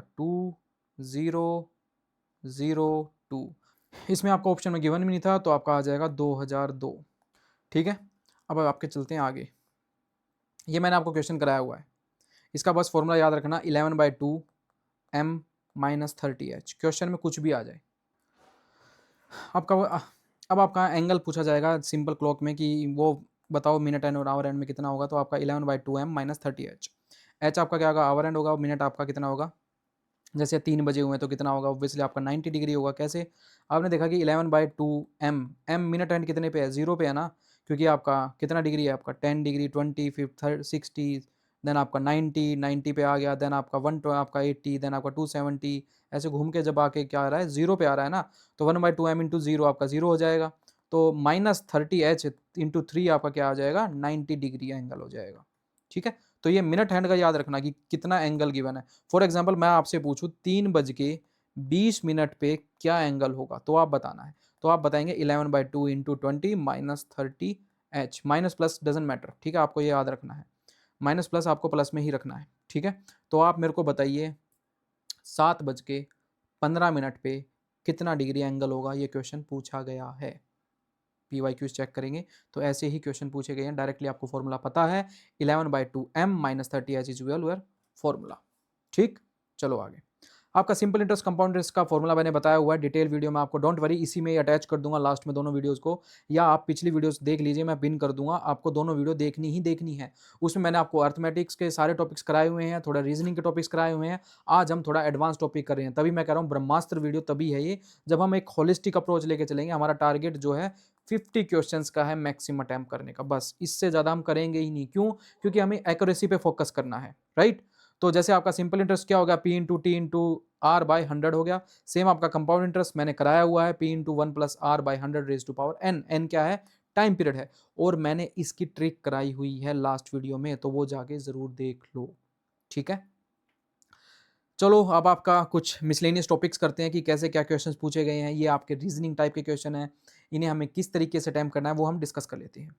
बोल रहा है कि 6 lectures are schedule in a week starting from Monday and ending on Sunday at, तो इस टाइप क्वेश्चन आपके मिसलेनियस टॉपिक्स होते हैं, जैसे 6 लेक्चर्स हैं और एक दिन में एक ही लेक्चर है, ठीक है। स्टार्टिंग फ्रॉम मंडे को स्टार्ट होता है और संडे तक चलता है, मतलब Monday, Tuesday, Wednesday, Thursday, Friday Saturday Sunday तक चलता है, ठीक, same week. Computer science is not on Tuesday और सैटरडे, कंप्यूटर साइंस ना ट्यूसडे को है ना आपका सैटरडे को है, सी एस लिख दिया मैंने, ठीक। अब बोल रहा है कि psychology is immediate after organisation behaviour, यानी मैंने लिखा ओबी, ओबी के डायरेक्ट बाद कौन सा आ जाएगा, साइकोलॉजी वाला आपका लेक्चर आ जाएगा, और तुरंत बाद। Statistics is not on Friday, Friday को भाई आपका एस नहीं है, ठीक है। And there is a one day gap between statistics and आपका रिसर्च मेथड, यानी आपका एस और इसके बीच में आपके दो गैप है कि रिसर्च, ठीक है। हमें बस कंडीशंस को देखते हुए चलना है कि क्या क्या है। One day prior to the schedule of economics there is no lecture, यानी as that day is off day and Monday is not off day, Monday off day नहीं है, और इकोनॉमी के एक दिन पहले छुट्टी है, right, there is no lecture, यानी आपका इकोनॉमी का लेक्चर कब है, संडे को है, और सैटरडे को आपका हॉलीडे है, ठीक है, यहां आपका हॉलीडे हो गया। अब हम इन जो ये दो बची हुई हैं यहां पर ये वैल्यूज पुट करके देखेंगे, ठीक। बोल रहा है ओबी और साइकोलॉजी एक एक के बाद एक है, फॉर एग्जांपल वो कहाँ शूटेबल है ये देखेंगे हम आपका स्टैटिस्टिक्स वाला लगा के देखेंगे। सबसे पहले जो गिवन था कि statistics is not on Friday and there is one gap between the statistics and आपका रिसर्च मेथड्स, राइट। तो इनके बीच में हम डिफरेंस देखेंगे। सबसे पहली चीज तो एक बीच में गैप आना चाहिए, तो वो कहाँ फुलफिल हो रही है, वो कंडीशन ट्यूसडे के साथ भी अगर रखते हैं तो गैप आगे फुलफिल हो रही है, बट जो आपका ओबी और साइकोलॉजी वाला है वो आपका फुलफिल नहीं कर रहा है, तो वो हमारा कहाँ फुलफिल होगा, फर्स्ट वाले में ही फुलफिल होगा। ट्यूसडे वेंसडे आपका जैसे ओबी हुआ, सेकंड डे आपका साइकोलॉजी का हो गया, थर्ड डे आपका स्टैटिस्टिक्स का है, एक बीच में गैप दे दिया, और फ्राइडे को आपका रख दिया आरएम का। तो जो एक बच गया वो कौन सा बच गया, कंप्यूटर साइंस का। तो ये आपकी सारी कंडीशंस फुलफिल हो गई हैं। अब आपसे कैसे क्वेश्चन पूछ लिए जाए। अब आप कहेंगे सर इसमें टाइम लगा क्योंकि सोचना पड़ रहा है कि, तो ये भी तो देखो ना, आपको 4 क्वेश्चंस मिल रहे हैं अटेम्प्ट करने को, यानी आपके 8 मार्क्स यहां पर आपको मिल रहे हैं। 8 नंबर में आप 2 से 3 मिनट आराम से लगा सकते हो। 3 मिनट अगर आप लगा रहे हो, 4 मिनट भी इवन आप अगर लगा रहे हो, तो आपके 8 मार्क्स पक्के हो गए हैं। तो इसलिए जितनी भी आपको प्रोबेबिलिटी लग रही है कि हाँ ये मेथड लगा के देखा, ये मेथड लगा के देखा, एक ही मेथड फुलफिल करेगा, पुट करके देखो, 2 बार पुट करो, 3 बार पुट करो, तो आपको समझ में आ जाएगा कि हाँ ये प्रोबेबिलिटी आ रही है, और देन आप मैच करके देखेंगे तो आपको ये फुलफिल कर रहा है, ठीक है। तो अब क्वेश्चन कुछ भी पूछ लिया जाए, which of the following is the last lecture scheduled, obviously economy, ठीक है, ए लगाया। देन आपने पूछा which lecture schedule on Friday, Friday को कौन सा लेक्चर है, आपने देखा आरएम का है, यानी रिसर्च मेथड का है, बी ऑप्शन हो गया। देन आपसे पूछ लिया गया how many lectures are schedule between economy and psychology, psychology और इकोन आपका के बीच में कितने लेक्चर्स हैं, एक ही लेक्चर है क्योंकि रिपीटेशन हो रही है, तो एक लेक्चर है, तो उस पर एक के क्लिक हो गया आपका। देन आपसे पूछ लिया गया which day is computer science scheduled, तो कौन से डे में कंप्यूटर साइंस शेड्यूल किया गया, आपका थर्सडे को शेड्यूल किया गया है, तो आपका थर्सडे कीजिए। तो आपके 4 क्वेश्चंस फ्री के हो गए हैं, फिर फटाफट क्वेश्चन सोल्व होंगे आपके। तो ये क्वेश्चन आएगा ही आएगा, यानी 4 क्वेश्चंस पूछे ही पूछे जाएंगे, इनको आपको स्किप नहीं करना है, प्रोबेबिलिटी लगाते चलना है। 3 बन जाएगी, 4 बन जाएगी, कोई बात नहीं, 3 से 4 मिनट लग जाएगी, कोई बात नहीं, आपके क्वेश्चन 100% सोल्व होगा फिर, ठीक है। चलो अब राम श्याम का है, जैसे 37 और 38 क्वेश्चन, 2 क्वेश्चन मिल रहे हैं मुझे इसमें। राम श्याम, मोहन, हरी, तुलसी, रवि और आपकी Kirti are playing card sitting around a circle, ठीक है। सर्कल बनाओ, कितने बंदे हैं, 1 2 3 4 5 6 7 हैं, तो 7 मार्क कर लो, 4 हो गए, 5 हो गए, 7 हो गए, ठीक है। चलो जी, अब क्या हो रहा है, Hari is not neighbour of Mohan और तुलसी। हरी फॉर एग्जाम्पल मैंने यहां पर हरी लिखा, तो ना यहां पे तुलसी आएगी इसके पड़ोस में, ना यहां पे आपके मोहन आएगा। Ram is neighbour of Shyam and Mohan, Ram किसका नेबर है, मोहन और शोहन का। फॉर एग्जाम्पल राम यहां लिख दूं मैं अगर, तो मोहन तो नहीं आएगा इधर, तो मैंने लिख दिया अपोजिट साइड, मैंने हरी का अभी लिखा ही नहीं, ठीक है। राम के एक साइड कौन है, श्याम है, और एक साइड है मोहन, विजिबल है आपको, ठीक है। ऐसा कर लेते हैं, कोई नहीं मैं दोबारा बना देता हूं अगर नहीं विजिबल है तो, जस्ट ए मिनट। 1 2 3 4 5 6 7, ठीक। क्या बोला कि फॉर एग्जाम्पल बोला कि राम नेबर किसका है, मोहन श्याम और मोहन का, यहाँ मैंने लिखा श्याम, यहाँ लिखा मोहन। ठीक है, ये स्टेटमेंट क्लियर। देन बोला Kirti who is second to left of Hari, second है लेफ्ट ऑफ हरि के। फॉर एग्जांपल हरि मोहन के साइड में तो आ ही नहीं सकता, हरि मैं इधर लिखता हूं तो लेफ्ट में तो मोहन आ रहा है, इसके सेकंड लेफ्ट में यहां कर रहा हूं तो सेकंड लेफ्ट में फिर कौन आ रही है, कीर्ति तो आ रही है। बट बोल रही है कि neighbour of Tulsi and Ravi होनी चाहिए, neighbour of Tulsi and Ravi, यानी एक बीच में रवि और तुलसी भी होना चाहिए। यानी मैं यहां लिख दूं, फॉर एग्जाम्पल ये मैंने लिख दिया तुलसी, और ये हो गई आपकी कीर्ति, और यहां कौन आ गई, रवि आ गया। ठीक है, तो बच गया कौन, हरि, हरि यहां पर हो गया। तो सारी कंडीशंस फुलफिल हो गई। Hari is not neighbour of Mohan and Tulsi, आपने देखा हरि के आसपास रवि क्या नाम है, ना तुलसी है ना मोहन है। ठीक, then Ram is neighbour of Shyam and Mohan, ठीक है, राम नेबर है मोहन और श्याम का, बिल्कुल सही है। Kirti is second to left of Hari, left है हरि के, 1 2, कीर्ति लेफ्ट है हरि के, और नेबर है किसकी, तुलसी और रवि की, एक साइड रवि है एक साइड तुलसी है। बिल्कुल सारी कंडीशंस फुलफिल है। क्वेश्चन में पूछ लिया गया विच of the following is correct, Shyam is between Ram and Hari, Shyam Ram और हरि के बीच में है, बिल्कुल सही बात है, पर बाकी स्टेटमेंट्स भी देखनी पड़ेंगी। Hari is between Ravi and Kirti, Ravi और श्याम के बीच में Hari. Tulsi is immediate right to the Kirti, left है। Ravi is immediate left of Kirti, Kirti के इमीडिएट राइट में है, ना कि लेफ्ट में, तो आपके ए ऑप्शन हो गया इसका। देन आपका है विच ऑफ द फॉलोइंग है the pair second person sitting on the immediate right of the first person, कि फर्स्ट पर्सन ये है, इमीडिएट राइट में हरि बैठा है, for example immediate right, immediate Hari के राइट में तो रवि बैठा है। ठीक है, तो श्याम के लेफ्ट में कौन है, श्याम के राइट लेफ्ट में तो हरि है, बट राम होना चाहिए। देन आपका कीर्ति एंड रवि, कीर्ति फर्स्ट है और इमीडिएट राइट में रवि बैठा है, यस, तो ये स्टेटमेंट सही है, तो आपका बी ऑप्शन हो जाएगा। तो ऐसे इन क्वेश्चंस को अटेम्प्ट करना है, राइट। देन नेक्स्ट क्वेश्चन देखते हैं, certain number of man can complete a piece of work in 90 days. Then आपका बोला गया है if there are 8 man less it would be taken 10 more days. तो मैंने आपको बता रखा है number of man into number of days is equal to होता है वर्क। ठीक है, अब वर्क सेम है, यानी M1 into D1 is equal to क्या है आपका M2 इंटू D2, राइट। तो यहां पर M गिवन है, यहां पर 90 डेज गिवन है, और आदमी कम कर दिए कितने, M में से 8 कम कर दिए, और डेज कितने बढ़ गए, D इंटू, यानी आपका 90 गिवन है तो डेज 10 दिन और बढ़ गए, यानी आपका 100 हो गया वो, तो 100 कर ले, 10 से 10 गया, तो आपका क्या हो गया 9M is equal to 8M is equal to आपका क्या हो गया 10M माइनस 80।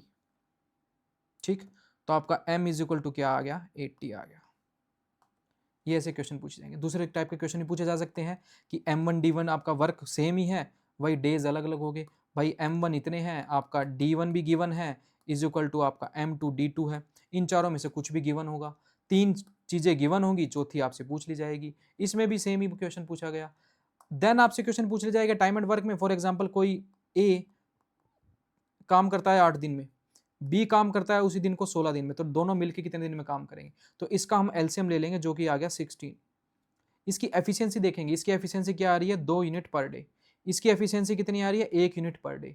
पूछ रहा है दोनों मिलकर कितने दिन में काम करेंगे, तो 2 + 1 आपका होगा 3 units per day, 3 unit per day मिलकर काम कर रहे हैं, और टोटल यूनिट्स काम कितने की है 16 यूनिट्स की, तो डिवाइड बाय 3। अब इसी में पूछ ले कि अल्टरनेट डेज पे काम कर रहे हैं, फॉर एग्जांपल एक दिन काम कर रहा है आपका मोहन, ये सॉरी ए, और दूसरे दिन काम कर रहा है आपका बी, तो 3 यूनिट अलग अलग दिन में काम कर रहे हैं, तो पूछ रहा है कि 16 काम कितने दिनों में होगा, तो ये आपका भी ऐसे चलता जाएगा। ठीक है, 2 + 1 आपका हो गया 3, 3 3 3 का पेयर बनता जाएगा, तो ये टोटल आपके 2 डेज हैं, तो 2 से आपको मल्टीप्लाई करना होगा, राइट। तो अगर आपको ये वीडियो नहीं देखी है तो आप पिछली वीडियो मेरी देख लीजिए, मैंने ये टॉपिक कराए हुए हैं, तो डरने की ज़रूरत बिल्कुल नहीं है। मैंने आपका आज एलसीएम करा दिया, मैंने आपको ट्रिग्नोमेट्री के मेन टॉपिक्स करा दिए, मेंसुरेशन के मैंने आपको 2D 3D दोनों करा दिए हैं, विद क्वेश्चंस हमने डिटेल में डिस्कस किया है। अभी भी किसी को कोई डाउट हो वो कमेंट सेक्शन में पूछ सकता है, और लास्ट जो वीडियोज़ हैं वो आपको करने की बहुत ज़्यादा ज़रूरत है। बस फॉर्मूलाज को लिख लीजिए, एक्यूरेसी पे फोकस कीजिए, और वीडियोस को 1 बार 2 बार 3 बार देख लीजिए। मैं गारंटी तभी दे पाऊंगा जब आप 100% अपना दे पाएंगे। जब आप अपना 100% देने के लिए रेडी हैं तो मैं गारंटी लेने के लिए मैं भी रेडी हूं कि आपका सीसेट क्वालिफाई हो जाएगा। डरने की इतनी ज़रूरत नहीं है, फॉर्मूले याद हैं, ट्रिक्स याद हैं, तो क्यों नहीं होगा सिलेक्शन। मैंने आपके आगे ट्रिक्स लगाई हैं सारी, आपके आगे कंसेप्ट समझाए हैं सारे, बस आपको क्विकली इनका रिवीजन करना है और कुछ नहीं करना है। टारगेट हमारा वही 50 क्वेश्चंस का है, हमें अपनी एक्यूरेसी पे काम करना है, ना कि हमें ज़्यादा क्वेश्चंस अटेम्प्ट करने हैं। ज़्यादा क्वेश्चन अटेम्प्ट करने से आपके नेगेटिव मार्क्स ही आएंगे। इसमें अगर हम 40 क्वेश्चंस भी अगर सही कर रहे हैं ना, और कॉन्फिडेंट हो अगर आप कि मैंने 40 क्वेश्चन 100% करेक्ट है, तो बेशक आप पेपर बंद कर देना, क्योंकि आपके 80 मार्क्स आ रहे हैं।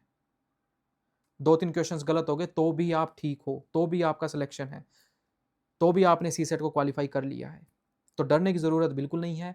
वीडियोस को ध्यान से देखो, समझो और इस ब्रह्मास्त्र का सही तरीके से इस्तेमाल करो। तो thank you so much and all the best. आप अच्छे से प्रिपेयर कीजिए।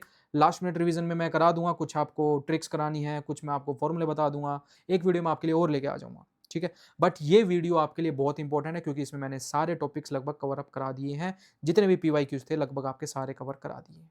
मिसलेनियस टॉपिक्स भी देख लिए हैं, और मैंने जो आपके लास्ट दो वीडियो थी उसमें उनको अटैच कर दूंगा, या मैं पिन कमेंट में डाल दूंगा, आपको याद देख लेना वो वीडियो, वो भी आपके लिए इफेक्टिव रहेगी। अगर मैं इसी को फुल लेंथ बना दूं, 2 घंटे की और बढ़ा दूं, तो उसमें क्या ही फ़ायदा है। उन वीडियोज़ को आप कंटिन्यू दोबारा देख लीजिए, आपके लिए ही बेनिफिशियल हैं, आपके लिए ही वो वीडियो मैंने बनाई हैं, ट्रिक्स हैं, और आपके सारे PYQs मैंने डिस्कस किए हुए हैं। तो thank you so much and all the best. आपका एग्ज़ाम 100% होगा ही होगा। जय हिंद।